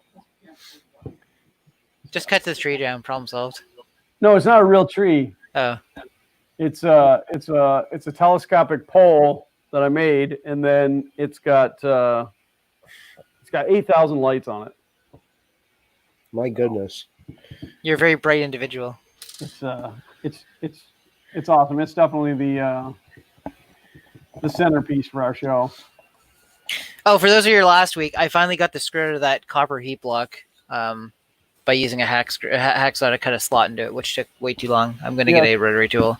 James is taking donations to buy a Dremel. Yep. Uncle Ron said, didn't it come down last year in about 40 seconds? I don't know how long it took to come down, but I bet it was fast, and I bet it made a lot of noise when that thing snapped. Oh, you had a little accident last year? Yeah, it got really windy, and it actually sheared the 1-inch steel pipe at the top. So, geez. Like it buckled in the middle and sheared off the pipe and dropped it. So. That stuff is very tough until it's not. As soon as it gets even a little bit of a fold, that's all the sort of crimple it needs in its. Yeah. Yep. That heat block I got was actually from Sean. Oh. Remember? I got that box. Yeah, exactly. Yeah, it had that one screw that was just seized in it. I ended up cutting a slot in it, and then I was able to. Oh, jam. Sweet. Yeah, I was like, I couldn't do it, so I was like, maybe you can. I know you're a genius with There was nothing genius about what I did. It was just pure pigheadedness. Pigheadedness. Niche. Oh, Niche, now I'm niche. saying niche. There you go. Niche. Ollie says he's designing a customizable wall clock model. That'd be pretty cool. Can't wait Like to a see that. grandfather clock? What's That that? was Not a grandfather clock. It's not a grandfather clock, but it looks like one, but it hangs on the wall. A Oh, cuckoo like- clock? cuckoo clock. No. Well, I don't know if there's a name for a cuckoo clock without the cuckoo in it, but Dude, I totally now need to design a cuckoo clock that the Fun King pops out. I did a clock a few. I don't actually remember when it was now. I ended up ordering. I've got all these. Oh, that's not it. I've got all these kits for doing wall clocks. So like it's basically just the motor with the batteries, and it comes with the head and stuff like that. Square thing, and you put the double A in it. Yeah, exactly. So I ordered a bunch of those, and I did a video, and the video got lost where I designed a 3D printable print and play clock that had like the what's it called? The EL wire and stuff embedded around it, so it kind of looked like it had a neon glow to it and stuff like that. I had that, and I designed I'd done a tutorial video on how to make your own 3D printed switch cover for light switches, and I did a Pac-Man themed one. And I walked people through how to like convert stuff from a JPEG to like a what's the line art format? I'm drawing a blank. Well, there's a Line art? Vector? Vector. Well, there's specifically one Fusion 360 will take in. But yeah, so converting an image to vector and then bringing it in, and then being able to have like different heights, and then being able to do SVG. Yeah, SVG. So it allowed you to import an SVG, and then I walked people through, doing different heights for different colors, so then you could do filament swapping to have a clock face that has a bunch of different colors on it without having to have multi-extrusion. But I lost the filming for it because I have terrible backup plans. I think we all suffer from that same plan. We all suffer from it. It's because backup space costs so much. Now, like you can go out and buy an external hard drive for a relatively decent price, and yes, that would work to back up some of your stuff. But off-site storage is ridiculous. And then, sorry, I'll let you finish, and then I'll let you know what some buddies and I are doing. well, like recently, I added a RAID setup to my server to back up my stuff. And I just did it. It's just cloned. I have 2 sets of cloned drives, so it'll help if one drive fails. Is the only issue, or the only saving that I have there. But like tape used to be the way to go, but now to get tape, I have 24 gigs of storage on that server. To get 24 gigs of tape backup is astronomically expensive. So. Yep. So what are you doing? What's So a buddy of mine and I have been talking, and one of the things he's been setting up is basically we're each buying like an 8 terabyte hard drive, and we all have unlimited internet. So there's gonna be like say 4 of us each with an 8 terabyte drive, and we just do basically mirroring over the internet. So we'll do like an initial load of the drives with each of us getting like 2 terabytes worth of offsite storage essentially, right? And then we'll run syncing software locally so that all 4 of them stay in link. So basically, all 4 of our houses would have to burn down for us to actually lose any of our crucial data. Right. And at that point, something bigger has happened, and your data is no longer really important. Yeah. We're actually looking potentially about having an additional one like out of province. Yeah. But if something goes down bad enough that all of the people in this section of Canada lose our data, probably we're dead. So it probably doesn't matter. Yeah. It's a much bigger problem, but I've actually considered doing that by putting a drive in my office so that I can send stuff there, but the internet is so slow there that it would take forever to back anything up to it. Well, and that's going to be our goal. Is basically we're going to set stuff up so that like it'll trickle, because you don't want to impact the internet on either side, right? Like like every time you sync a file, it slows everybody down. But right. Anyways, yeah. Do you like how the one printer in my feed is upside down because I was too lazy to properly rotate the camera around, so I just bent it over. It's on one of those flexible shafts. So I've got one printer here and one printer here, and it's set up to point at this one. I was just like, yeah, bend it over the other way. Matt Johnson asks, "What's the biggest tape nowadays?" I can't remember. Whichever one I put around my waist to measure it, probably the biggest. Oh, Bum, bum, ba-da. yeah. No, I looked into tape, and it was ridiculous compared to what it used to be. I've got an old. I mean, it's old now, but it's an old SCSI DAT tape. That, I mean, back then the tapes were expensive, but it was quick and reliable. But it's probably like 250 megabytes or. I have an entire ecosystem of iOmega zip disk stuff. I've got a USB one, a SCSI one external, and an internal IDE one. And I've got like 20 disks for it. Yeah, I have an internal SCSI and an internal IDE. I don't know if you ever watched the video I did on my other channel for the Toshiba like luggable laptop. It doesn't have a battery in it. Yeah. I managed to get the I've got a printer port version of it as well, of the iOmega. I managed to get the printer port one. Yeah, the parallel one. Yep. So I managed to get the parallel one up and running on it. Not in fast though. It's only bilinear versus, because there's ECP and then EPP, which were the faster protocols. Right. But I got it working bilinear mode, and that actually will work as a hard drive. So I managed to get Windows running on my 8286 plasma screen laptop, Windows 3.0, I think. But yeah, so that was kind of neat because I can't find a hard drive that'll fit into that drive, because when that laptop, because when they were made, everything was proprietary. It wasn't like, oh, just go buy another IDE drive. Right. It's some some 18-pin Toshiba networking, blah blah blah. Yeah. Yeah. Those were the days. They were simpler, but also significantly more complicated somehow. Yeah. Well, I was helping Grant build his computer, and he's never built one before. So we were walking through everything, and I said, back my first one that I built, it was like 45 minutes of just setting all the jumpers on the motherboard to tell it what processor you were putting in and what the IRQs were for the serial port, and Yep. all these jumpers. And now That's the people thing. are spoiled. The very first desktop I built myself was a Pentium 75, and it was on a Super Socket 7 motherboard by, I think, ECS back then. And you have to set the front side bus and the voltage and the multiplier, and then you have to set a thing to say which type of memory you have and all this other stuff. And then, you're installing a sound card. Well, you have to set the address, IRQ, and DMA values via jumpers on the sound card. And You don't have to do any of that anymore. no, now you just jam it in there. If it doesn't work, you ship it back to Amazon and give it a 1-star. Yep, pretty much. Pretty much. It's all 1 second. Why are you not laying down? So the other thing I'm working on that I'm hopefully going to get built this week is I have enough parts to build another one of those PX Malian printers, except for I don't have the PX Malian base. So I've been designing a 3D printable. Oh, there you go. I can't see the number on the bottom of it to see what it is, but that's pre-MMX. Neither can I. So it's going to be 133 megahertz or less.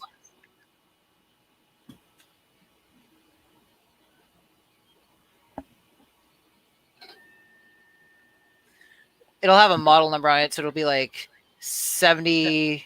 I'm trying to think. Was there 75? There's a 90, 100, 133. Yeah, I can't. You're gonna have to get a close up on it.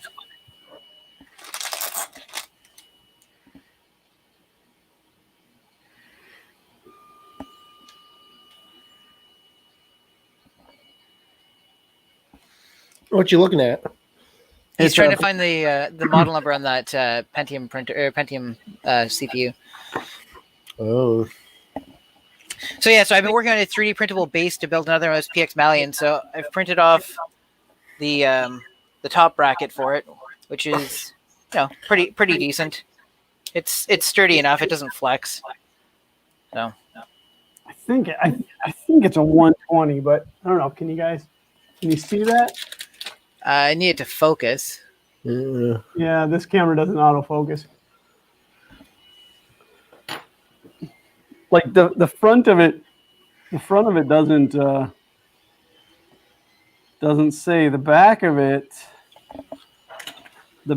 it has got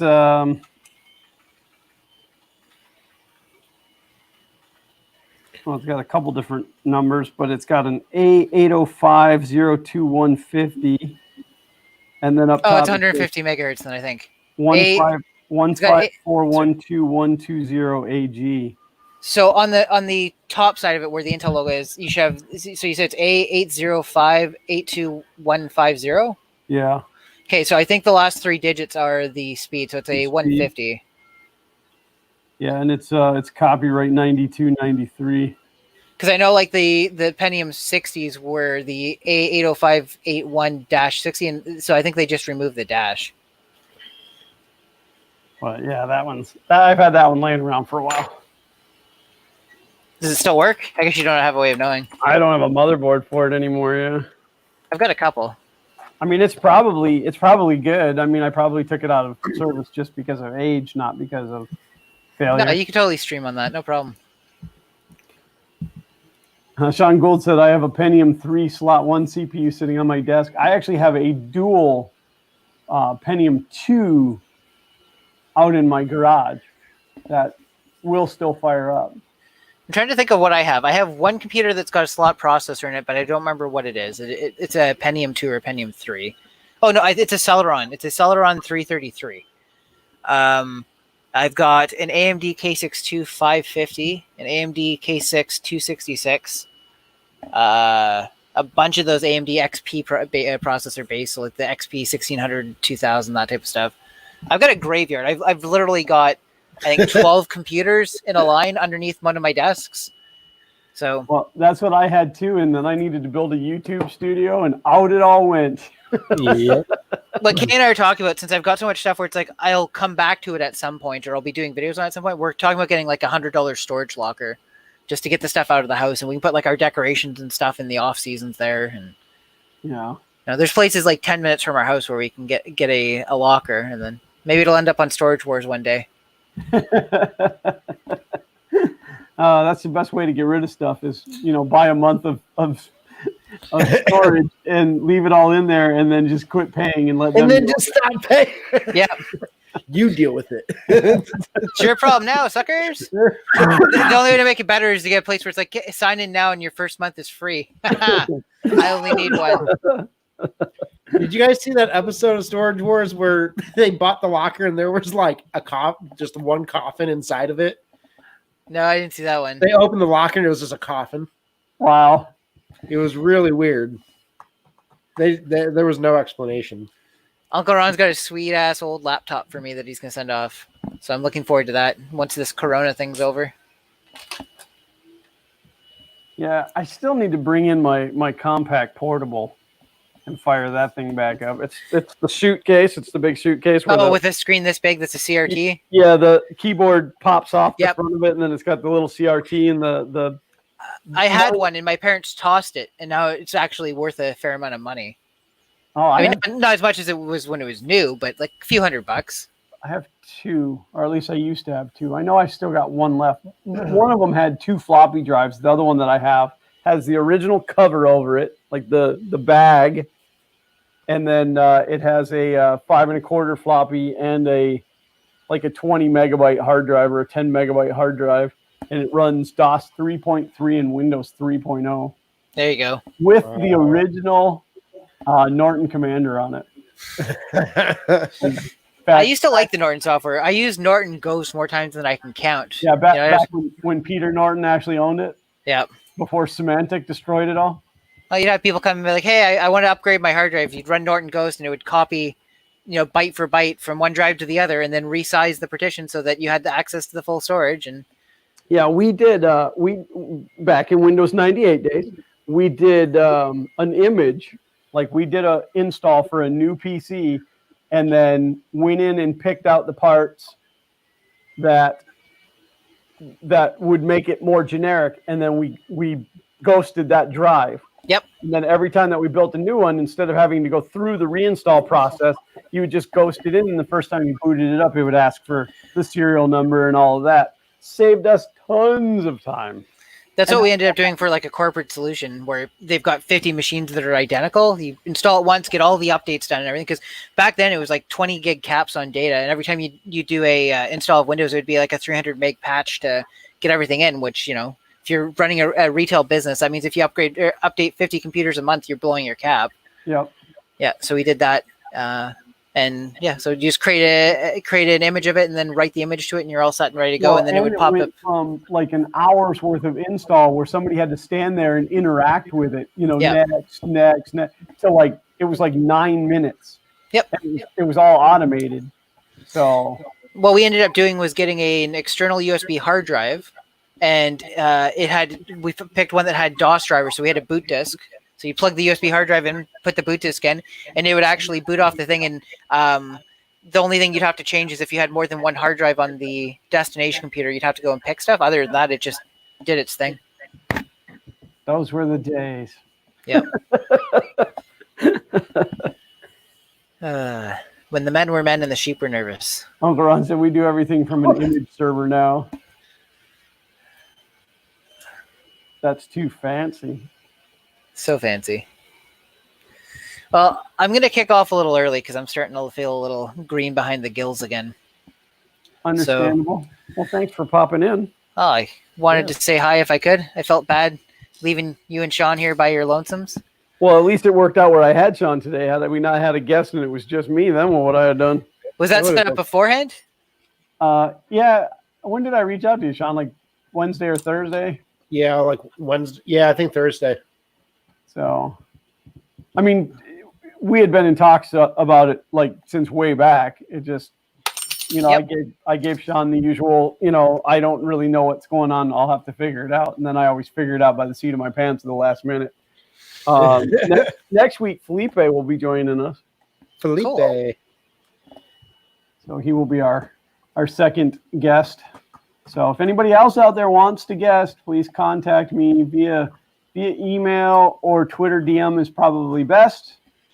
It is Glenn with 2 N's at funking3d.com or funking3d on the Twitters.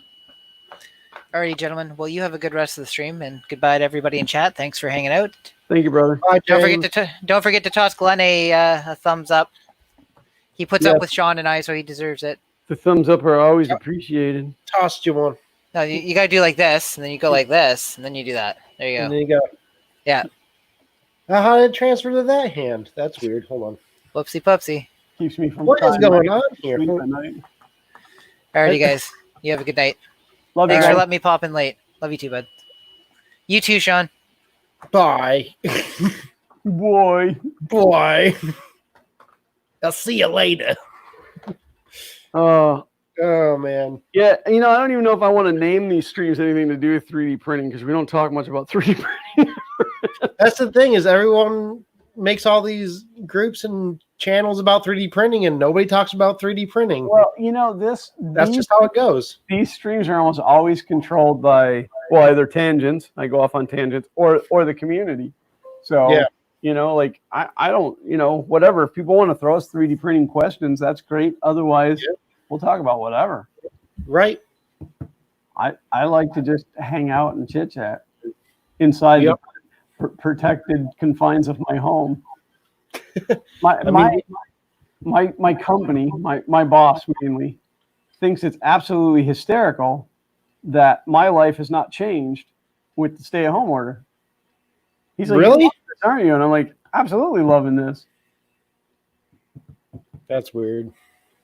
Oh, your picture is frozen, or you're sitting very still. I'm trying so still. I'm practicing. I am frozen. I'm trying to fix it. Why am I frozen? Oh. Hold Ollie on. said, "What's 3D printing?"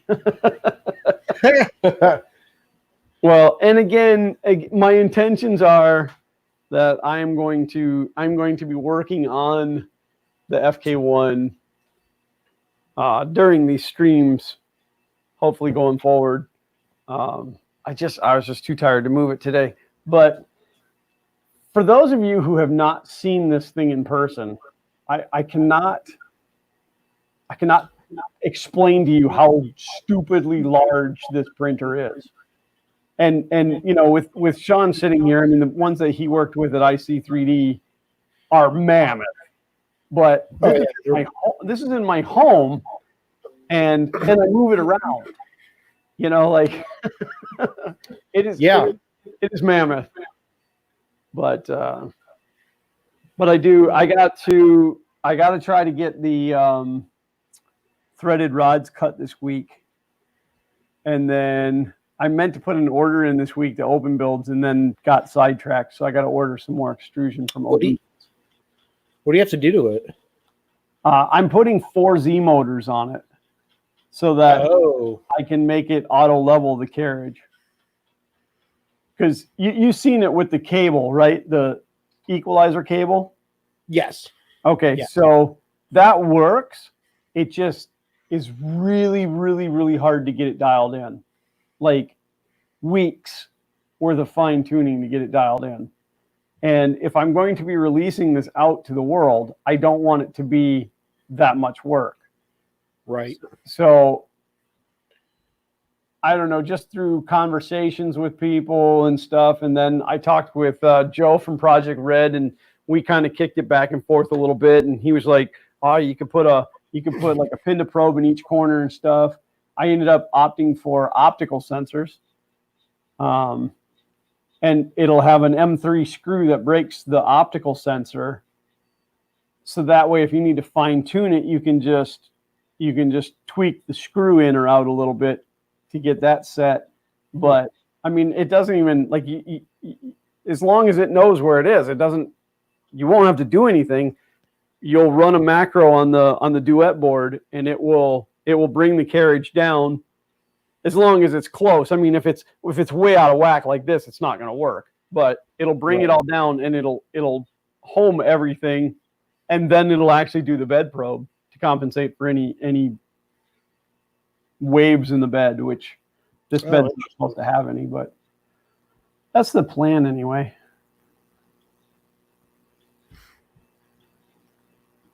Sounds like a lot of work. Well, the whole thing's been a lot of work, but it's yeah, thing's massive.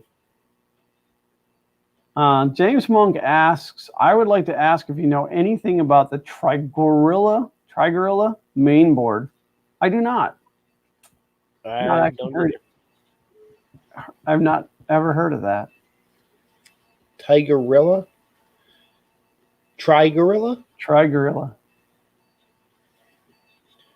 Nope. And of course, now I got to Google it. I can't just let it. I can't just let it die, man. I can't just let it die.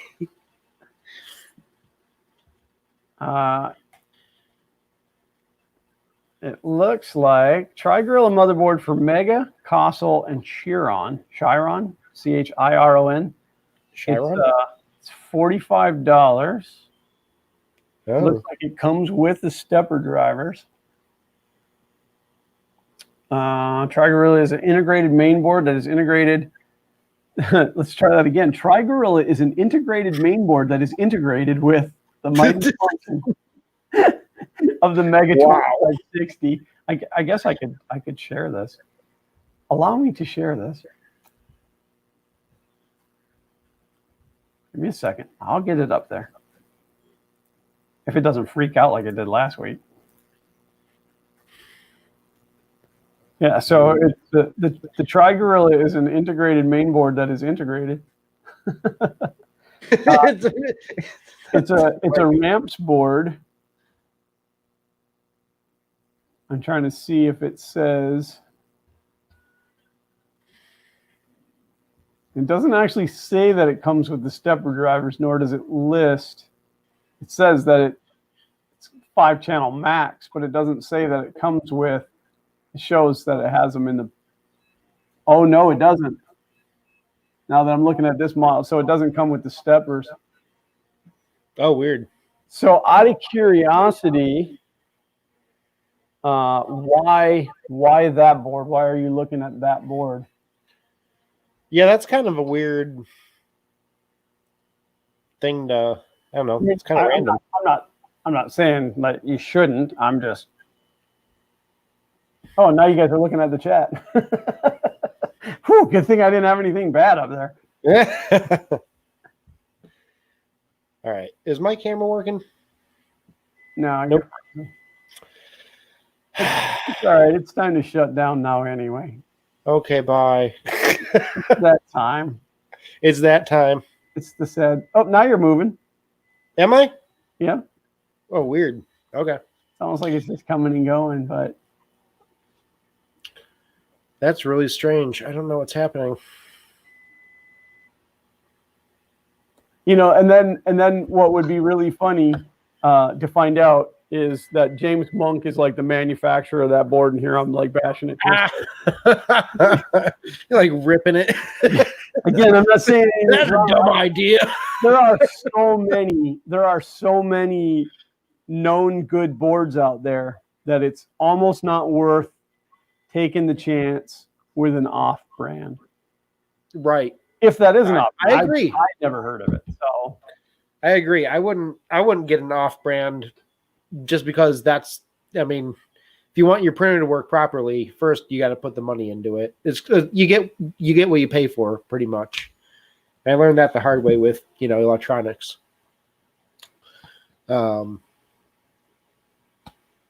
I would go with known boards that are reliable. yeah, well, and I mean, there's some low dollar ones that have been used enough that people know, like they've worked, and Right. so there are options out there. I mean, that could be a fantastic board.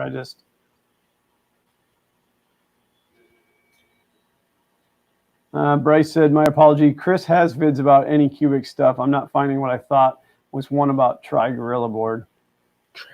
Yeah, if there's anybody I know that's tested one, it would be him. Yeah. He loves to find that odd stuff. So I'm trying to think what board I bought from Chris with the intentions on putting it into my AM8, which hasn't ended up there yet because the stupid thing works, and I hate to mess with things that work. And I don't even know where I've put it now. I want to say it was a Geetek, but I can't remember now. 2450, 2650. Any of those ring a bell? No. Yeah, that's how I feel about it too. Maybe. I can't think. I don't know. I know Geetek released some good boards. Yeah, well, I mean, this one looks really cool. That's as far as here it is laying right on the top. But I couldn't see it because I had the drivers sitting on top of it. But yeah, I bought this from Mr. Riley to put into my AM8 because I was having board problems. But I got an original A8 board from Walter, and now it's working. So I don't want to mess with it until I have a reason to change it. GT 2560. Okay. So, and then what was weird about this board was the power connector was the 4-pin power connector, but I found out it was the same as the P7 connector on the computer, so I cut it off an old power supply. Oh, that's cool. So. Oh, perfect. And then I picked up, and I don't even know what these are. I ran all this by Mr. Riley before I did it. Yeah, they're not even marked. I have no idea what these drivers are, but they were relatively inexpensive. I didn't want anything super expensive, but I also didn't want anything that was complete and total garbage either. So, I I would love to throw a duet board or an INC board into that AM8, but the cost of that's worth more than the whole printer was. Right. So. Well, I think that's mostly the cost of the majority of printers is the boards that they put in them. Yeah. Well, and then the steppers, by the time you buy all those stepper motors. Yeah. Yeah. Especially if it's all like high quality branded stuff. Well, I bought the steppers that I bought for the FK1 are stepper online steppers. And I say I bought. I didn't buy. I spec'd them. They were bought by Walter. Walter bought them for me. But if I was going to go back and do it again, I would do LDO motors on it. Yeah. It's kind of like it's the one spot that I ended up skimping only because I couldn't find a definitive answer on like this is the motor you want to buy. Gotcha. So, and actually, of course, I would have reached out to Jason first and been like, "Hey, want to sponsor it?" Because that's He would have too. Probably would have. probably, yeah. That it's amazing the people that came together and stepped up for that and sponsored parts of it. And my favorite story to tell is Bontech, because they originally turned me down. They said no, but all I had was a written description of what my goal was. And then when I released the trailer, the rendering video of it, and I sent them a link and I said, "Hey, I just wanted to ask you one more time if you were interested." And they were like, "Yeah, we want on board with that."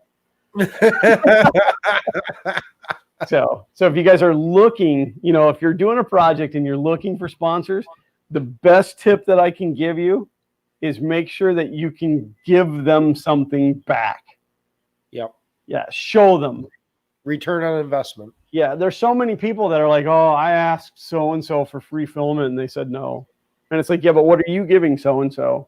And a lot of people made fun of me for as much as I plugged the sponsors, but you know what?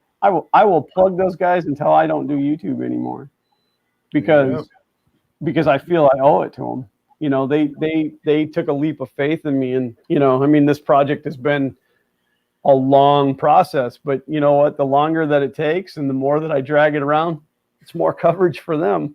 It's true. It's true. Yeah. I mean, that's like that's the biggest thing when you're getting sponsors, is that return on investment. That, all right, I'm giving you this and it's not free for us. Like, we still have to pay for it. That's right. And we're paying to ship it to you. Like, there's a lot that goes into it, and you're going to get it for free, which is not true, because I'm going to make you work for that product. Like, you gotta, like, that's how the relationship has got to be. Well, and then that's obviously, like, the first question you always get, like when I take it to Maker Faire, probably the number one question I get is how much is it? Right. And then people always want to know, like, what controls that thing?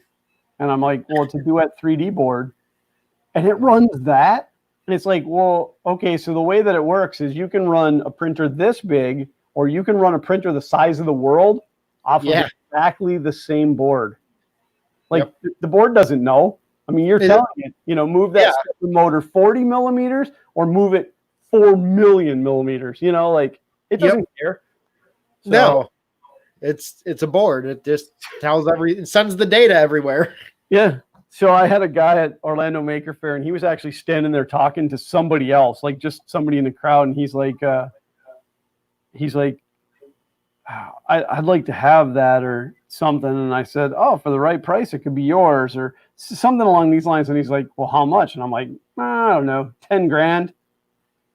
And he kind of stopped, and I chuckled, and I said to whoever I was talking to, I'm like, I make up a different price every time. And the guy's like, well, not for me, or something like that. And I'm like, no, you have to understand, it's not for sale. Oh my gosh. I'm going to give it away. Like, you'll be able to build your own. It'll be free, plus what, whatever it costs you to buy the stuff. And then you could kind of tell that he felt like a D-bag. But, but I mean, I guess not everybody gets my sense of humor sometimes. So, right. But but it's always amazing when people are like, how much is it? Well, it's free. It's free. Well, the design's going to be free. And then of course everybody wants to know, well, how much does it cost to buy all this stuff? And I'm like, I don't know. I don't want to know. At the point that I know how much I have invested, I'm going to stop investing, and then it won't be right. Right. Once it's done and it's right, then I'll go back and figure everything out and say, like, here's the building materials. This is what it'll cost you to build one. Yes. So. Because if you're doing the list, up until that point and it's not done, it's like, okay, well, now I'm adding in all the costs for things that didn't work. Exactly. Like the wrong screws. I got the wrong screws. I paid for that. Well, and you always buy a lot more than what you need. Like, if I needed 10 screws, I didn't buy 10 screws. I bought a bag of 100. Right. In case I needed them elsewhere. So, but the actual bill of materials will have actual quantities of everything, and then people can just figure it out for themselves. Hey, Mitch. Mitch. Yeah, Mitch was at Orlando Maker Faire this year. He was there with the BattleBots, which was really cool because we got to go in, to the behind the scenes, to the pits of the BattleBots, and Oh, that's cool. get to see stuff. Walter was not at Orlando this year. So, all right, well, go ahead and give us an outro, and we will get out of here, and then I'll go eat some dinner. Right. Well, my name is Sean. Thanks for having me on this stream, Glenn. I appreciate it. You guys can find me on Instagram at ArtMods Official. And that's just a lot of just like photography stuff I put up there, stuff that I don't put anywhere else. So that's, if you want to follow me there, go ahead. And then Instagram, or I just said that. Where's my head? Not on Twitter. Twitter. I'm on Twitter. Help me here. Sean's YouTube channel and his Twitter account are both linked down in the description below, so that you can go and harass him anytime that you want to, if you're not There you go. already doing so. Come and join the fun. Yeah. So, and then my links are also down in the description, Is my link in case you don't know where my YouTube channel is. In case you don't know where you're watching this. Yeah, and if you look like right below the video, there's a button that says subscribe, and if you haven't yet clicked that button, please do so, because my ego could use a boost. Yeah. And ring that bell too, because everybody likes bells. Yeah, well, I don't necessarily suggest ringing the bell, because one, it gets annoying, and two, it almost never sends you a notification when it's supposed to, but that's completely up to you. And then, I need to do another call to action too, because I'm sure there's YouTube channels out there that I'm not 3D printing related, that I'm not currently following. So we may have to have one of those streams too, where everybody posts their link, and then I check to make sure that I'm already subscribed. I'm following like 150 or 200 3D printing YouTube channels, but I never get to watch that much. But other than that, I don't think that I have anything for you, but I will say to you guys the same thing that I say every week, and that is thank you guys for being here. We love each and every one of you, and without you, these streams would be completely and totally senseless and a lot less fun. So we do thank you guys for being here and for helping to run the stream and to and help to steer the topics. We hope that you guys stick with us for a while, and I promise I will have the FK1 sitting here for next Sunday's stream. I will poke at it. And again, Felipe will be our guest next week. I don't think I have anything else. What? Said, yay, Felipe. Yay, Felipe. Yeah, he's really excited. He's like, I'm like, how's Sunday, whatever, whatever the date is. I think it's the 3rd or whatever. And he's like, I got nowhere to go. Heck yeah. Got nowhere to be. So Tony Ryan, listen, I promised you guys I would get it back upstairs, and I did. It's right there. It's right there. And I would love to show you, except for this camera does this. So I can't even turn the camera over onto it. There you go. So I got to get another camera set up. I'd like to get a camera set up on it so that I can just work on it where it is and not drag it over here. But that'd be interesting. Yeah, you can do that. That's more lights and stuff too. But because like the table's here, the computer is right here, and then it's right there. So it's just plugging in another camera. In fact, maybe I'll move my overhead camera so that you guys don't have to look at this shot ever again. So that other camera, though, the one that's not working right now, this one? Yeah. Can you move that to the other side of the desk and just point it over there? Yeah, it's on a lamp stand. Oh, yeah. You can just move that over to the FK1 then. I totally stole this idea from Nillabean. He had one of these, and when I started streaming, I'm like, I gotta have that. And I went on Amazon to like their scratch and dent section and bought an LED light. And then originally I had the camera duct taped to the top of the light so I could turn the light on. But then it was bad, so I cut all that off and just mounted the camera. So yeah, you could use that as your FK1 camera. Yeah. Well, I'd almost like to have something on there permanent.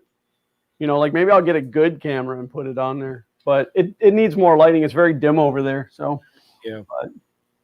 But other than that, okay, so that's it. I will be here for hours and hours and hours. I have to watch the clock and then be like, nope, that's it. We're cutting off. Yep. So, all right, guys. Thank you guys so much for being here. Sean, thank you so much for joining me today. It would have been boring to be here by Thanks myself. for having me.